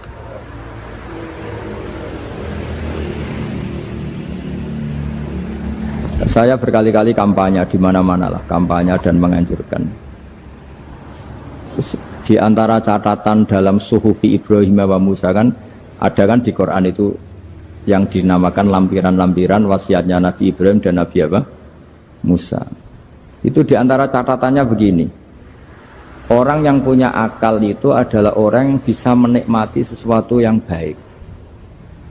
Misalnya gini, contoh gampang gini. Kamu punya anak pertama atau punya anak yang masih kecil. Itu gendong tuh senangnya bukan main. Melihat anak sehat tuh senangnya bukan main. Mungkin saat itu banyak orang yang sedang maksiat dengan perempuan nakal atau dengan teman-teman nakalnya. Yang nganggap seperti itu tidak nikmat. Tapi andaikan ini ditimbang ya ditimbang. Yang maksiat tulan, misalnya paling ukuran bahagianya itu 70%. Tapi yang ini, yang nimang anak baru lahir atau masih kecil, corong Jawa ngeloni anak, bisa saja bahagianya itu sampai 100%. Artinya selama ini kesalahan kita adalah nganggap maksiat itu pasti menyenangkan dan taat itu tidak menyenangkan. Makanya saya berkali-kali fatwa, untuk melawan kenikmatan maksiat, orang harus terbiasa menikmati taat, menikmati kebaikan. Jangan kira kita nimang istri nikmat, nimang anak nikmat, ketemu teman yang lama tidak ketemu juga nikmat. Artinya kita akan melewati berjam-jam untuk jagungan sama teman, sama anak, sama istri. Dan itu harus kamu nikmati supaya mengganti tidak berkebutuhan nikmat yang lewat jalur maksiat. Jadi saya mohon sarana-sarana yang menyenangkan itu, yang taat itu kita maksimalkan. Makanya bapak saya tuh sering pesen, kowe nak ngaji sing guyon, sing seneng. Nganti wong maksiat tuh karena cari kesenangan.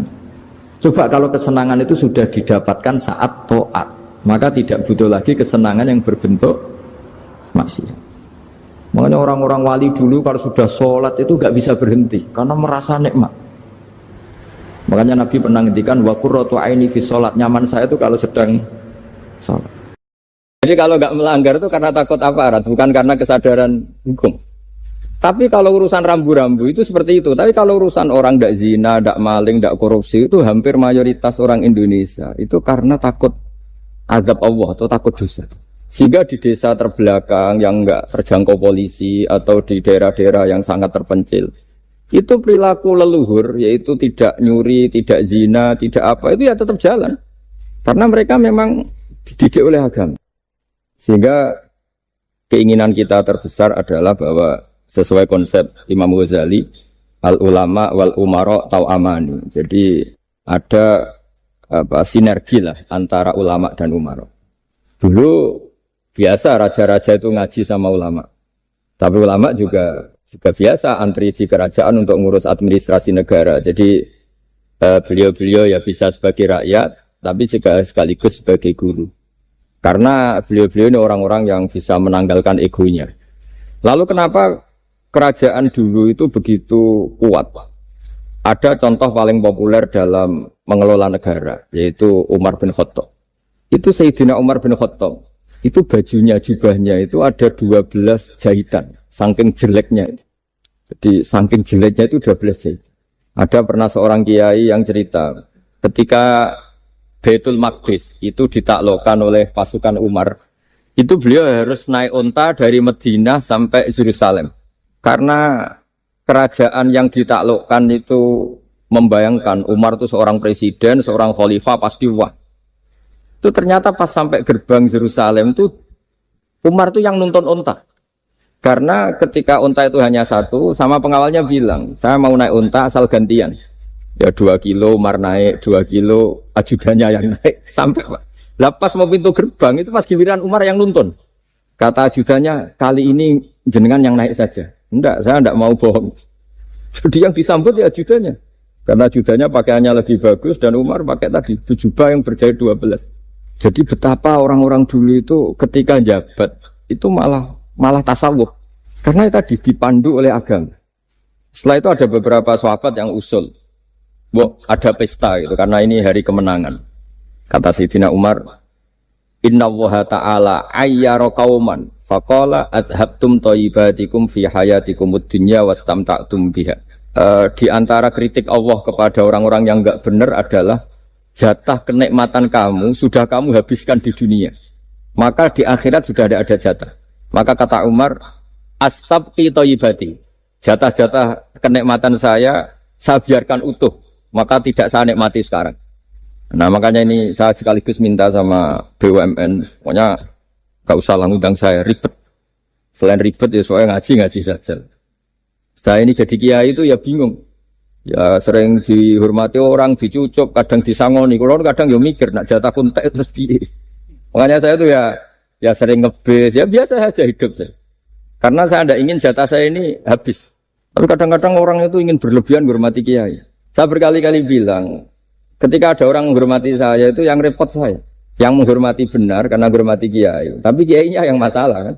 Kalau tidak bisa ngelola hatinya jadi tamak, jadi dikdek. Makanya ini kan, ya sudah saya tetap sebagai kiai ngajarkan ikhlas. Makanya guyonan di kitab-kitab dulu. Kalau ada orang cantik sowan kiai itu kata kiainya, saya yang bingung. Kamu melihat saya ibadah, saya melihat kamu masalah. jadi, tapi kalau kiainya agak soleh ya enak sama-sama seneng kan. Masalahnya kita ini soleh, paling enggak berusaha soleh. Ya jadi kalau Pak Aryo sowan sini itu dia benar, sudah sopan lah sama kiai, beliau pejabat sopan. Saya yang masalah kan. Misalnya saya ke Jakarta terus ingat Pak Aryo ingin difasilitasi, saya kan jadi repot. Makanya kemungkinannya kecil, kalau saya ke Jakarta tak hubungin itu kecil dan tidak perlu tersinggung. Saya selama ini ya sering ke Jakarta ya biasa. Saya hampir per 3 bulan atau 4 bulan datang ke pondoknya Pak Kures. Ya jarang hubungi pejabat. Ya sudah kalau mau ngaji aja. Nah kenapa saya menekankan ikhlas? Karena ini kan acara khataman. Di antara pokok dari ajaran Quran adalah wa ma umiru illa liya'budu waha mukhlishina lahuddin. Jadi kalau sudah berani beragama ya kita harus ikhlas. Dan saya berkali-kali bilang ikhlas itu mudah. Harus dilatih. Saya berkali-kali memberi analogi itu gampang sekali. Lama sekali kita bilang kalau yang putih itu putih. Lama sekali kita bilang yang hitam itu hitam. Itu tidak ada yang gaji. Kenapa kita mengatakan tembok ini putih? Karena memang putih. Kenapa orang mengatakan peci itu hitam? Ya karena memang hitam. Itu tidak ada yang gaji. Dan semuanya ngomong seperti itu. Tapi pas Anda ngomong Allah itu Tuhan, minta masuk surga. Pas hubungan dengan Tuhan itu selalu tidak ikhlas. Padahal kita biasa ngomong hakikat ini ikhlas. Kita ngomong tembok ini putih ikhlas, ngomong peci hitam itu. Pas ngomong kalau Allah itu Tuhan, minta surga. Padahal bedanya apa? Hanya sama-sama ngomong, mengatakan sesuatu yang nyata. Sehingga saya berkali-kali bilang, dan ini akan saya kampanyakan sampai saya mati. Di antara gejolokan Allah sama orang soleh. Jadi orang soleh itu nanti juga digojlok sama Allah. Kenapa kamu nyembah saya? Karena saya ingin masuk surga ya Allah. Yang satu ditanya, kenapa kamu nyembah saya? Karena saya takut neraka ya Allah. Berarti kalau saya tidak bikin surga, tidak bikin neraka, kamu tidak nyembah saya. Ya udah gitu, Gusti tempat nyembah jenengan. Tapi kadang keliwat alasannya itu. Makanya saya itu tidak pernah bilang ke anak saya gini, kamu harus syukur karena bapak dapat pekerjaan. Tidak pernah saya. Kamu harus syukur bapak punya uang, tidak pernah. Nanti syukurnya nunggu bapak punya uang. Kalau nggak punya uang, nggak bapak ribet. Maka ini yang bupati, yang pejabat tidak usah syukuran. Syukuran bapak naik pangkat, bapak direktur BUMN. Nanti kalau enggak sudah pensiun, sudah syukurnya hilang. Nah, karena ini kan ngaji sama kiai, ya saya ajarkan khas kiai. Saya sampai sekarang ya tidak nikmati kebesaran nama saya atau apa. Karena tadi memang harus dilatih.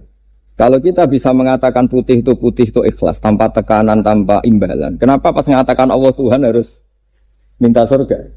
Padahal Allah itu tetap Tuhan meskipun tidak menciptakan surga dan nah dari pemahaman seperti ini para mufassir itu tahu kualitas kalimat fattaquni ya ulil albab. Takutlah kepada saya. Jadi kualitas kata fattaqun naro sama fattaquni itu bagi orang-orang hakikat lebih takut kalimat fattaquni. Kata orang-orang tasawuf neraka itu nanti, itu pun kita tidak mesti masuk. Tapi kalau Allah sekarang pun sudah ada. Jadi kalau cara berpikir orang tasawuf gini, ini karena Pak Bima mesti gak pernah belajar tasawuf, karena belajarnya nyari uang. Gitu. Makanya ini tak ajari cari tasawuf. Tadi sudah tak gojlok.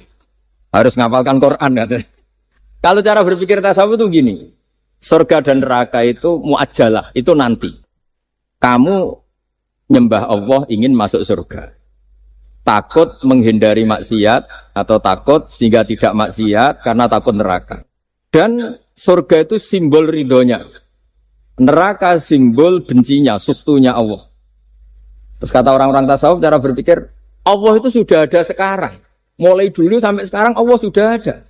Kalau Allah sudah ada, berarti Allah sekarang ya bisa berstatus ridho ke kamu atau berstatus benci ke kamu. Kenapa takutnya nanti? Wong Allahnya sekarang kok takutnya? Ya sekarang juga. Kamu harus amal tuh nakdan. Nakdan tuh cash. Allahnya ada sekarang, ya ibadahnya harus ada sekarang. Makanya kata orang-orang tasawuf, andaikan Allah tidak bikin surga atau neraka, ya saya tetap nyembah karena surga itu simbol ridhonya. Bahwa surga itu nyata ada, ya nyata ada. Dengan segala fasilitasnya itu nyata. Tapi bahwa surga itu tetap kamu masuk surga karena cari ridhonya Allah. Kalau Allahnya sudah ada, berarti ridhonya sekarang sudah ada. Harus kamu cari sekarang, jangan nanti. Sehingga kadang-kadang orang yang ingin masuk surga itu ya kelasnya kelas amatir. Masyhur itu. Ada seorang wali masuk surga ketemu Allah ditanya. Karena wali ini biasa mensyafaati murid-muridnya. Ya Allah, kenapa murid-murid saya tidak kelihatan sowan jenengan? Murid-murid kamu ingin masuk surga karena ingin makan enak, punya bidadari cantik-cantik itu di sana. Tapi mereka lupa saya. Jadi akhirnya di surga tapi nggak ketemu Tuhan. Karena inginnya ya sudah trauma punya istri jelek, cerewet. Banyak loh orang yang masuk surga itu yang agak kacau. Enak sudah surga. Nanti di sana nggak usah sholat, nggak usah puasa. Jadi sholat yang sekarang udah gak problem. Jadi banyak itu orang-orang Islam yang Islamnya mungkin imannya amatiran. Wah enak masuk surga, nggak ada subuh lagi, nggak ada puasa lagi, bebas. Oh, itu kan kurang ajar betul. Jadi ibadah itu dianggap problem. Bandingkan di cerita dunia wali itu ada wali bertanya gini, ya Allah apa di surga itu ada sholat? Ditanya sama Allah, kenapa kamu tanya gitu? Kalau tidak ada sholat mendingan saya ada di surga. Dia tidak bisa membayangkan ada kenikmatan di atas sholat. Nah kalau jangan kan nggak bisa membayangkan kalau di surga masih disuruh sholat. Sampai sekarang aja kita tahu berhentinya sholat itu kapan. Kalau sampean tanya gitu, kalau ingin berhenti sholat nggak wajib, majnun. Jadi orang gila langsung nggak wajib. Jadi artinya harus dilatih ilmu-ilmu tasawuf seperti ini supaya hidup itu nyaman. Hidup itu nyaman. Dulu Pak Imam ini ada Pak PJ Rembang. Itu dulu ada seorang raja didatangi ulama. Gimana cara saya tidak nikmati jadi seorang raja? Ulama itu nasihatinya gampang. Dia omongin gini Pak Arya. Pak Raja, kalau kamu di Sahara, di padang Sahara, kemudian Anda kehausan. Kalau tidak minum satu gelas air, Anda mati. Apakah? Terus kemudian yang punya air bilang gini, kamu tak kasih air, tapi syaratnya kerajaannya kasihkan saya. Kamu kasihkan apa milih mati? Wah ya milih dikasih air. Mendingan nggak jadi raja tapi hidup. Terus la tafrah bimulkin la yusawi kak samain. Kamu jangan bangga dengan satu kekuasaan, dengan satu kerajaan yang nilainya sama dengan segelas air. Akhirnya dia terjadi raja yang soleh karena ternyata apa? La yusawi kak samain, tidak sama atau ya nilainya itu masih kita-kita yang rakyat yang tidak jabat. Misalnya masyarakat, itu ya harus berpikir gitu. Orang nggak jadi bupati tetap hidup, nggak jadi pegawai BUMN tetap hidup. Tapi kalau nggak minum air itu mati. Dan rata-rata rakyat itu bisa minum air. Artinya apa? Kita dan mereka itu sama-sama punya nikmat yang pokok, yaitu satu rumpi, nikmat yang bisa mempertahankan kehidupan. Jadi nikmat selain itu tidak pokok. Sehingga orang itu bisa jadi wali. Jadi ini resep jadi wali. Jadi wali itu udah harus tirakat dalail, terus gak pernah makan nasi itu enggak, itu keberatan. Jelas sebagai ibu anda nggak mau itu, mesti nggak mau itu, mesti nggak mau. Ya nggak mau ya nggak bakat, jadi udah pasti nggak mau. Karena ini saya tahu banyak tentang beliau. Pak Arya itu bin selamat dulu, abahnya itu ditobatkan Gusmi, dimengertikan agama oleh Gusmi. Karena beliau ingin tetap mencintai Kiai, korbannya saya karena Gusmi meninggal, terus mahabbahnya diarahkan ke saya. Tapi saya berdoa supaya diarahkan ke banyak kiai lah, supaya saya tidak jadi objek sasaran ini. Nanti juga repot ini. Saya itu sering disewani orang dari Kalimantan, Sulawesi, saya ingin idolakan jenengan, saya ingin dekat dengan jangan. Saya sudah lah pakai kiai lokal di sana aja, jadi sampai tidak ganggu saya. Terus kiai lokal di sana juga tidak mahjub oleh saya, kata saya. Saya teruskan. Jadi dulu para raja itu dilatih oleh ulama, termasuk dilatih begitu. Kamu punya kamar 1000, kalau tidur per 5 menit ganti kamar. Karena eman sudah dibikin kok nggak dipakai. Nggak juga, punya kamar 1000 yang dipakai hanya satu. Ngapain punya 1000 yang dipakai hanya? Punya baju satu lemari, yang dipakai hanya satu. Apa mentang-mentang bajunya 5 terus pakai rangkepan sampai 5. Punya mobil 5 yang dipakai ya. Jadi orang dulu itu dilatih sebegitu. Sehingga dulu itu tidak ada raja kecuali punya penasehat. Zaman belum Islam ada resi, kalau setelah Islam ada ulama. Sehingga mereka bisa menertawakan kerajaan. Maksudnya dianggap biasa. Ada seorang raja ditanya ulama, khas seorang raja itu apa? Merintah tidak bisa diperintah. Terus si ulama ini tiap pagi itu datang ke atas gunung, pakai cari tempat paling tinggi terus mutola'ah kitab.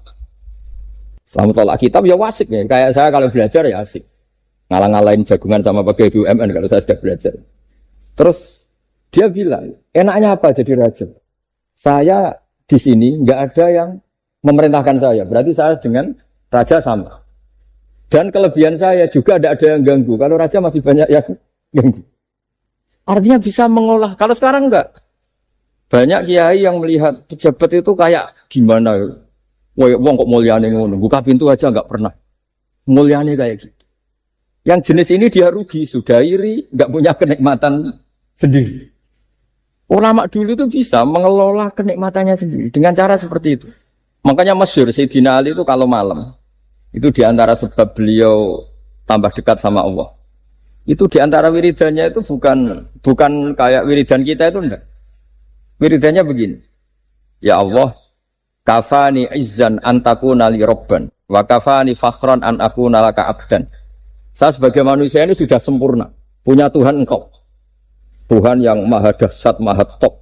Kayak apa nyesalnya saya kalau punya Tuhan yang hanya sebuah batu. Hanya pahatan batu. Atau Tuhan yang mati, atau Tuhan yang kelaparan. Wa kafani fakhran an akuna laka abdan. Dan saya ini bangga karena jadi hambamu. Jadi orang dulu itu nyembah Allah itu tidak harus dengan kalimat subhanallah akbar. Tapi punya kesimpulan yang menjadikan mereka ini nyaman dengan Allah.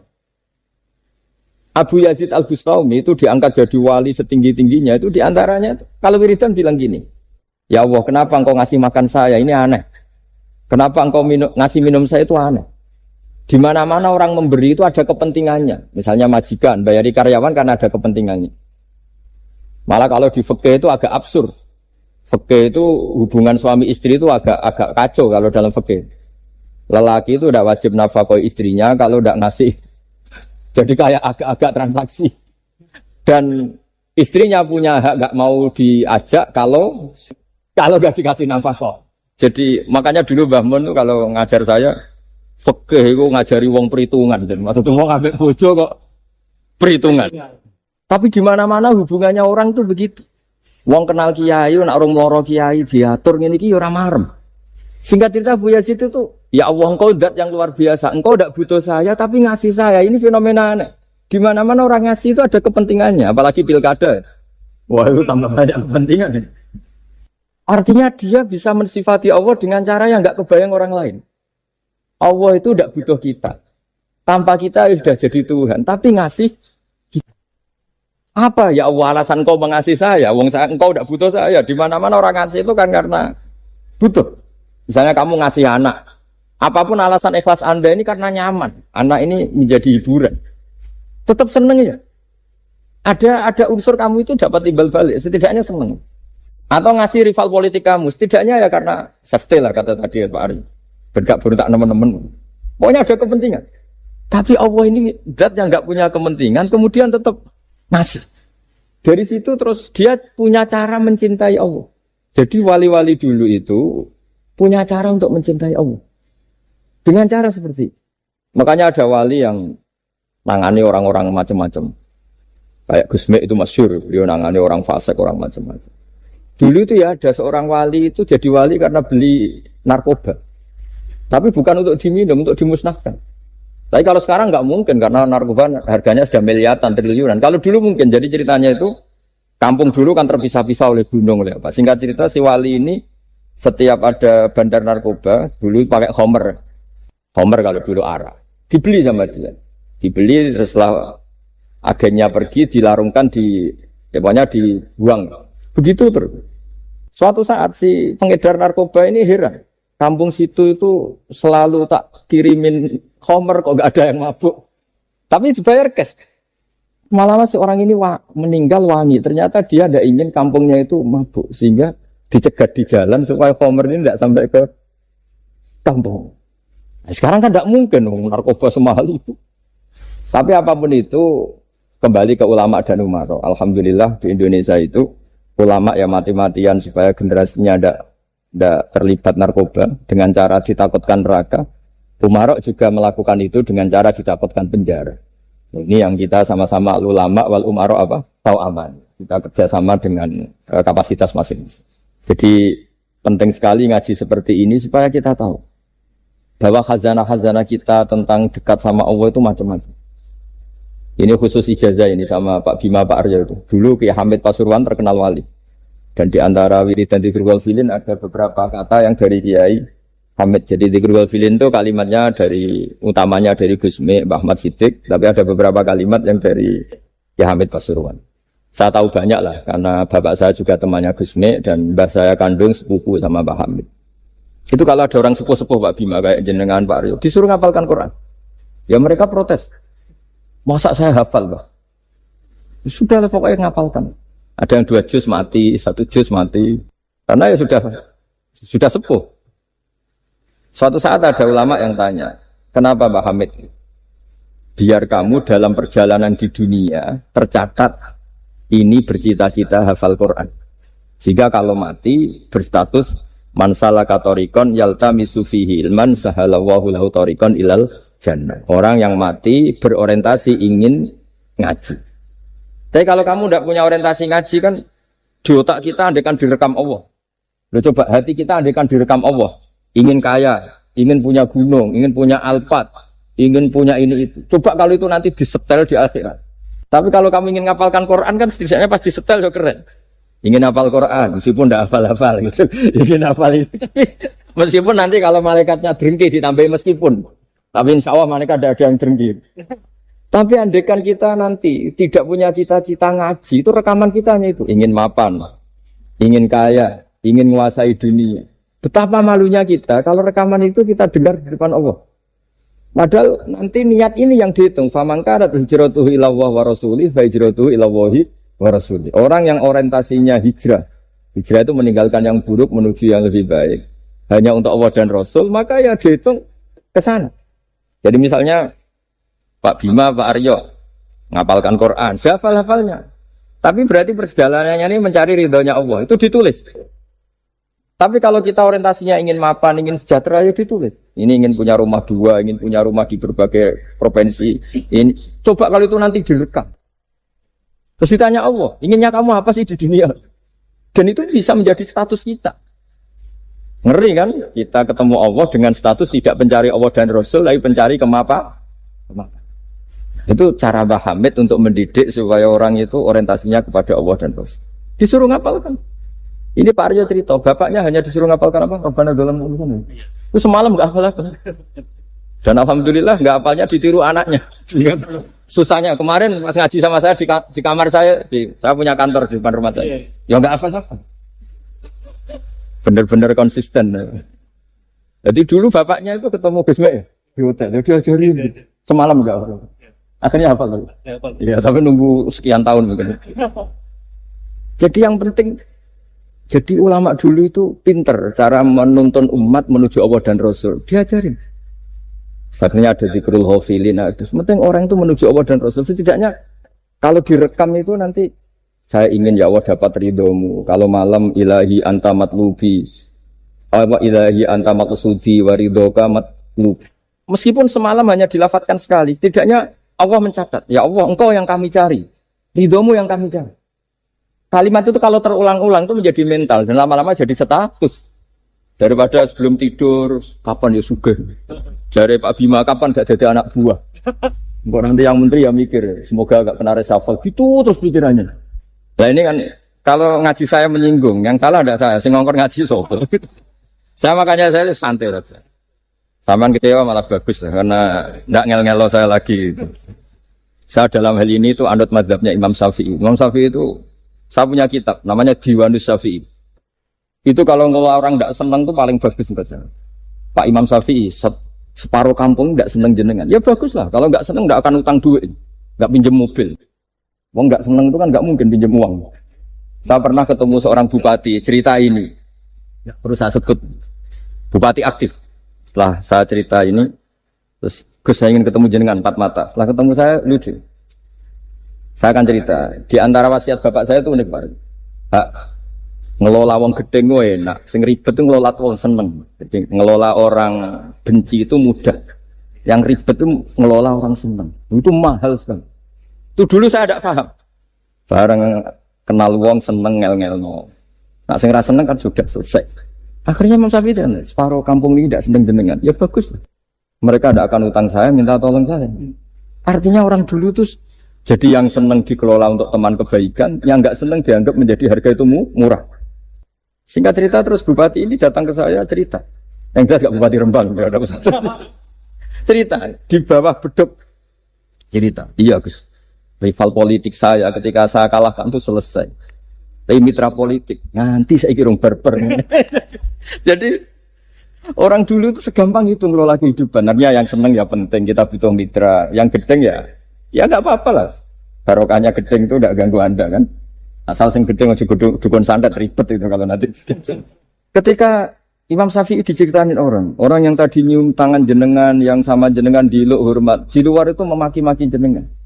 Kata Imam Syafi'i, bagus lah. Berarti saya wibawa, di depan saya tidak berani.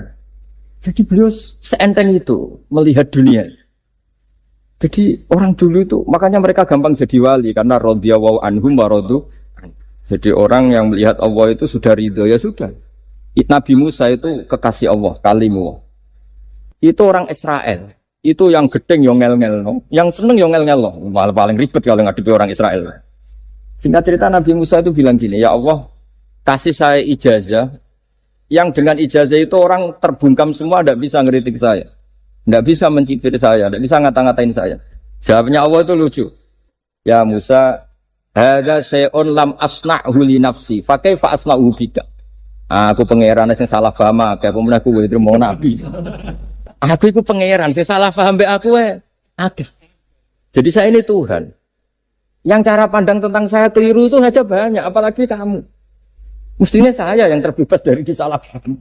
Padahal Nabi Musa aku itu pangeran, ya darani anak di pucu, ono sing darani aku fakir, ono sing darani aku kikir, macam-macam. Orang Yahudi itu kalau rezekinya baru sempit itu bilang ini Tuhan kikir sekali. Sampai Allah qala alladziina qalu innahu huwa fakir. Pejabat juga gitu, kalau salah kebijakan juga dihujat. Ini tidak mensejahterakan rakyat.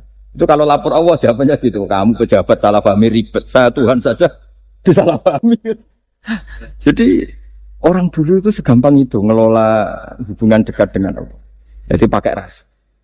Tiga Kiai Hamid Pasuruan itu ngijazai orang-orang sepuh, ada yang dikasih wiridan, disuruh ngafalkan nggak hafal. Tadi nanti misalnya mati kok belum hafal, statusnya ini penghafal wiridan kan bagus.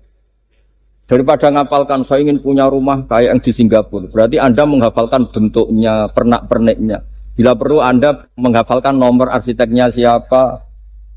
Masa Anda hafal tentang cari ridhonya Allah, hafal bangunan milik orang lain dan bayangkan punya. Kalau Anda mati pas seperti itu, berarti tujuan kamu ya untuk seperti itu.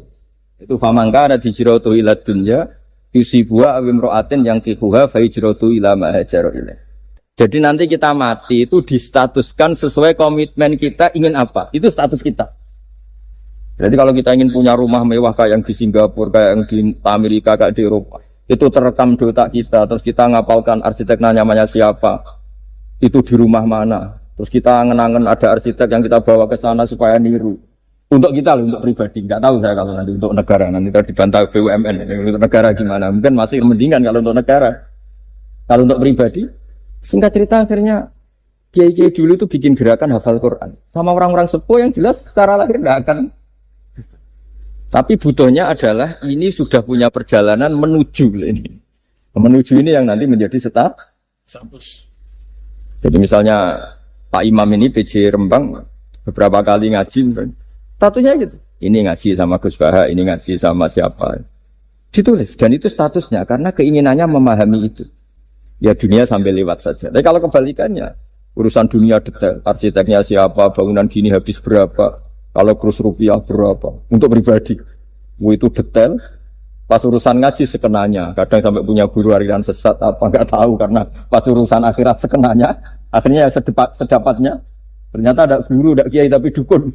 Saking sekenanya urusan akhirat, tapi kalau urusan dunia makanya banyak orang ditipu oknum ya. Oknum yang sebenarnya agak kiai tapi ngaku kiai, sebenarnya dukun. Itu saya kadang ya seneng.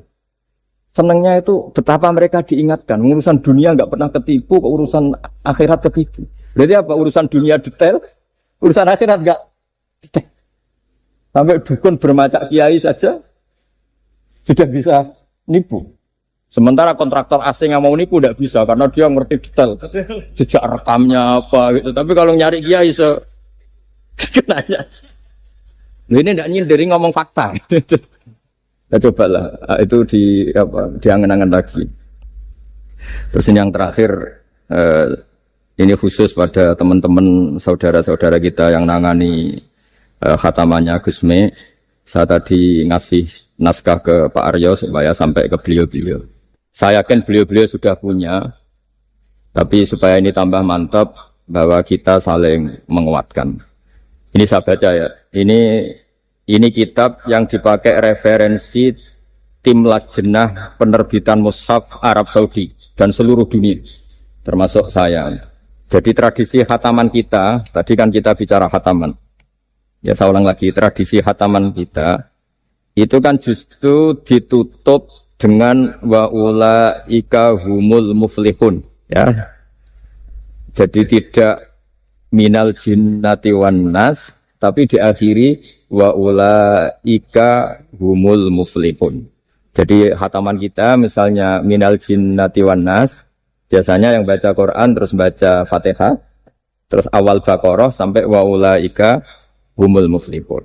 Nah tujuannya adalah supaya kalau khatam itu memulai lagi. Ya kalau langsung an-nas minal jinnati wan nas berarti dia bangga dengan berakhirnya baca Quran. Pertanyaannya, dengan Anda ketemu Allah, seneng ya jagunganmu aku sebar. Betapa buruknya kita jadi hamba. Kayak kita dulu ketika ngaji. Nah baru hure ngajinya sebar. Berarti nganggep guru itu problem. Makanya bangsa Indonesia itu ya agak lambat pinter. Karena sekolah juga dianggap problem. Pas masuk merengut, waduh sekolah. Pas bubar, waduh sekolah. Jangan-jangan kita sholat juga gitu, ono adzan, waduh adzan. Jadi ini belum makam wakuroto ini bis sholat. Padahal cirinya orang baik itu menikmati sholat. Ciri utama suka ilmu ya menikmati pelajaran. Enggak, ini pelajaran bareng guru. Waduh, udah gitu matematika lagi. Waduh. Nah, kita baca Quran harusnya asik. Karena di situ munajat sama Allah. Ketika selesai harusnya nyesal. Waduh, baru asik sama Allah kok sudah selesai. Dan Allah punya alasan untuk menyalahkan kita. Karena kita misalnya baru seneng-senengnya pacaran misalnya. Kan tidak mau akhir. Kenapa pas seneng Allah seneng berakhir? Nanti kalau kamu ditanyakan gitu tidak bisa jawab. Nah pakai analogi itu makanya jangan pernah merasa akhir kalau baca Quran. Minal jinnati wan nas, terus baca Fatihah, terus memulai lagi. Wa ulaika humul muflihun. Sebagai bukti ya Allah, ini khataman sementara. Tapi saya akan berlanjut lagi, terus dimulai betul. Jika ijazah kiai-kiai kuno kalau orang haji atau umroh itu supaya kuat haji lagi, kalau ijazah kiai kuno itu sederhana. Disuruh ngomong gini, Ka'bah, ini saya mau pulang, nilai rumah. Nanti kesini lagi, kayak gitu. Udah. Jangan setelah selesai ibadah haji seneng karena mau pulang. Berarti ibadah dianggap problem, rumah dianggap segala-galanya. Jadi itu ada filosofinya. Nah, ternyata tradisi seperti itu mudawan. Mudawan itu dibukukan. Ya, saya baca ini di kitab Ghisun Naf'i, karangan Imam Waliwah As-Sofakusi. Saya baca saja.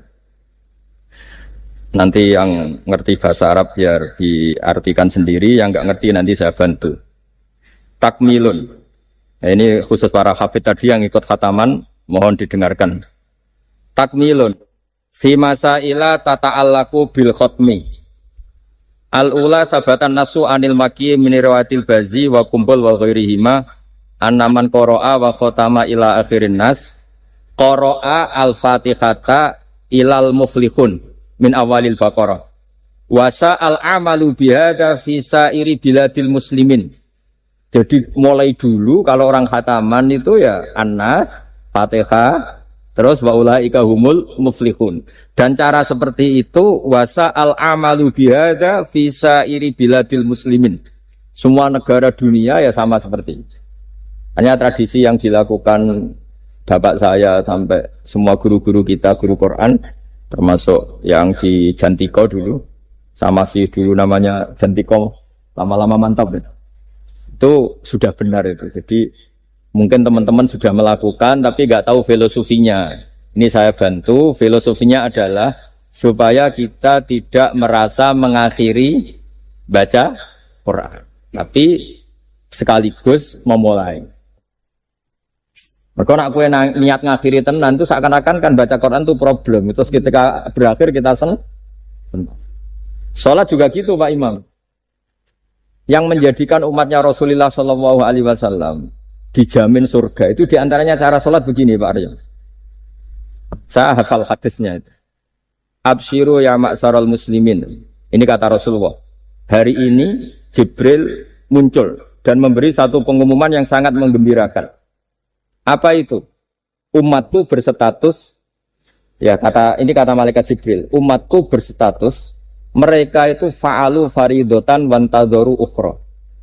Melakukan satu fardu selesai atau addu faridotan wantadoru ukhra. Jadi misalnya tadi saya sholat subuh. Status saya ditulis oleh malaikat Jibril. Bak tadi sholat subuh. Dan ketika saya ditanya, Bak kok ijek urip sampai jam 10, jam 11. Ngenteni apa sholat duhur. Ketika sholat duhur selesai, orientasi saya ngenteni sholat. Gitu terus. Sehingga statusnya umatnya Nabi adalah addu faridotan wantadoru ukhra. Komitmennya adalah melakukan satu fardu dan menunggu yang lain. Berarti kita dihimpit di dua kebaikan. Kebaikan sudah kita lakukan dan kebaikan yang lain kita cita. Kita sekarang ngasih anak yatim. Di hati kita juga ingin mengasih lagi. Ngasih orang miskin juga gitu. Begitu juga kebaikan-kebaikan yang lain. Sehingga kita dihimpit di dua apa? Kebaikan. Kebaikan yang kita lakukan dan kebaikan yang kita angankan ya, atau kita cita-cita. Ya sudah begitu. Sehingga dengan cara seperti itu orang Islam itu nyaman.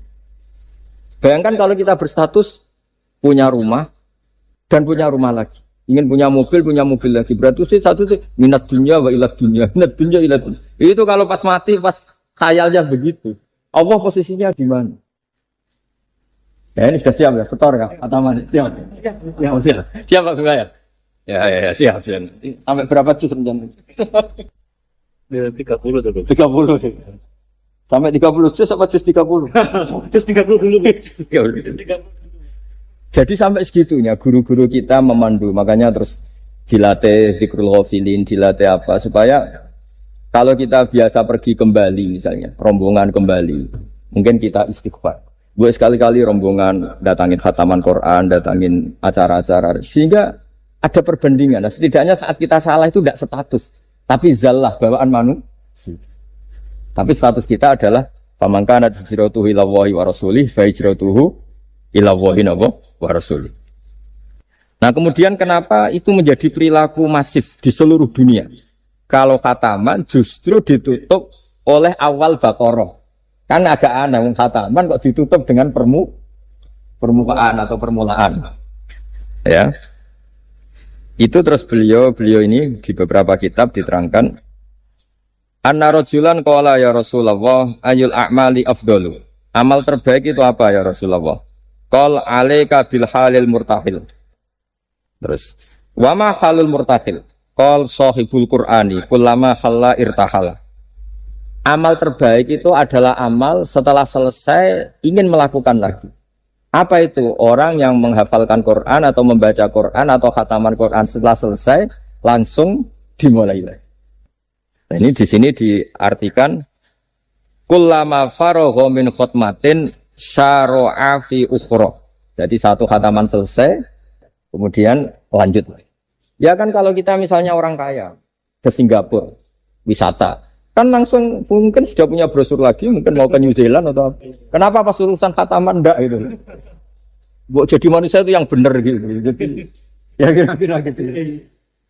Jadi ini teman-teman yang sedang khataman, bahwa perilaku Anda sudah benar. Memang mulai dulu zaman Rasulullah SAW sampai sekarang memang justru khataman itu ditutup dengan wa ulaika humul muflihun sebagai bentuk komitmen kita bahwa kita ingin memulai, bukan berakhir di situ. Saya kira demikian. Assalamualaikum warahmatullahi wabarakatuh.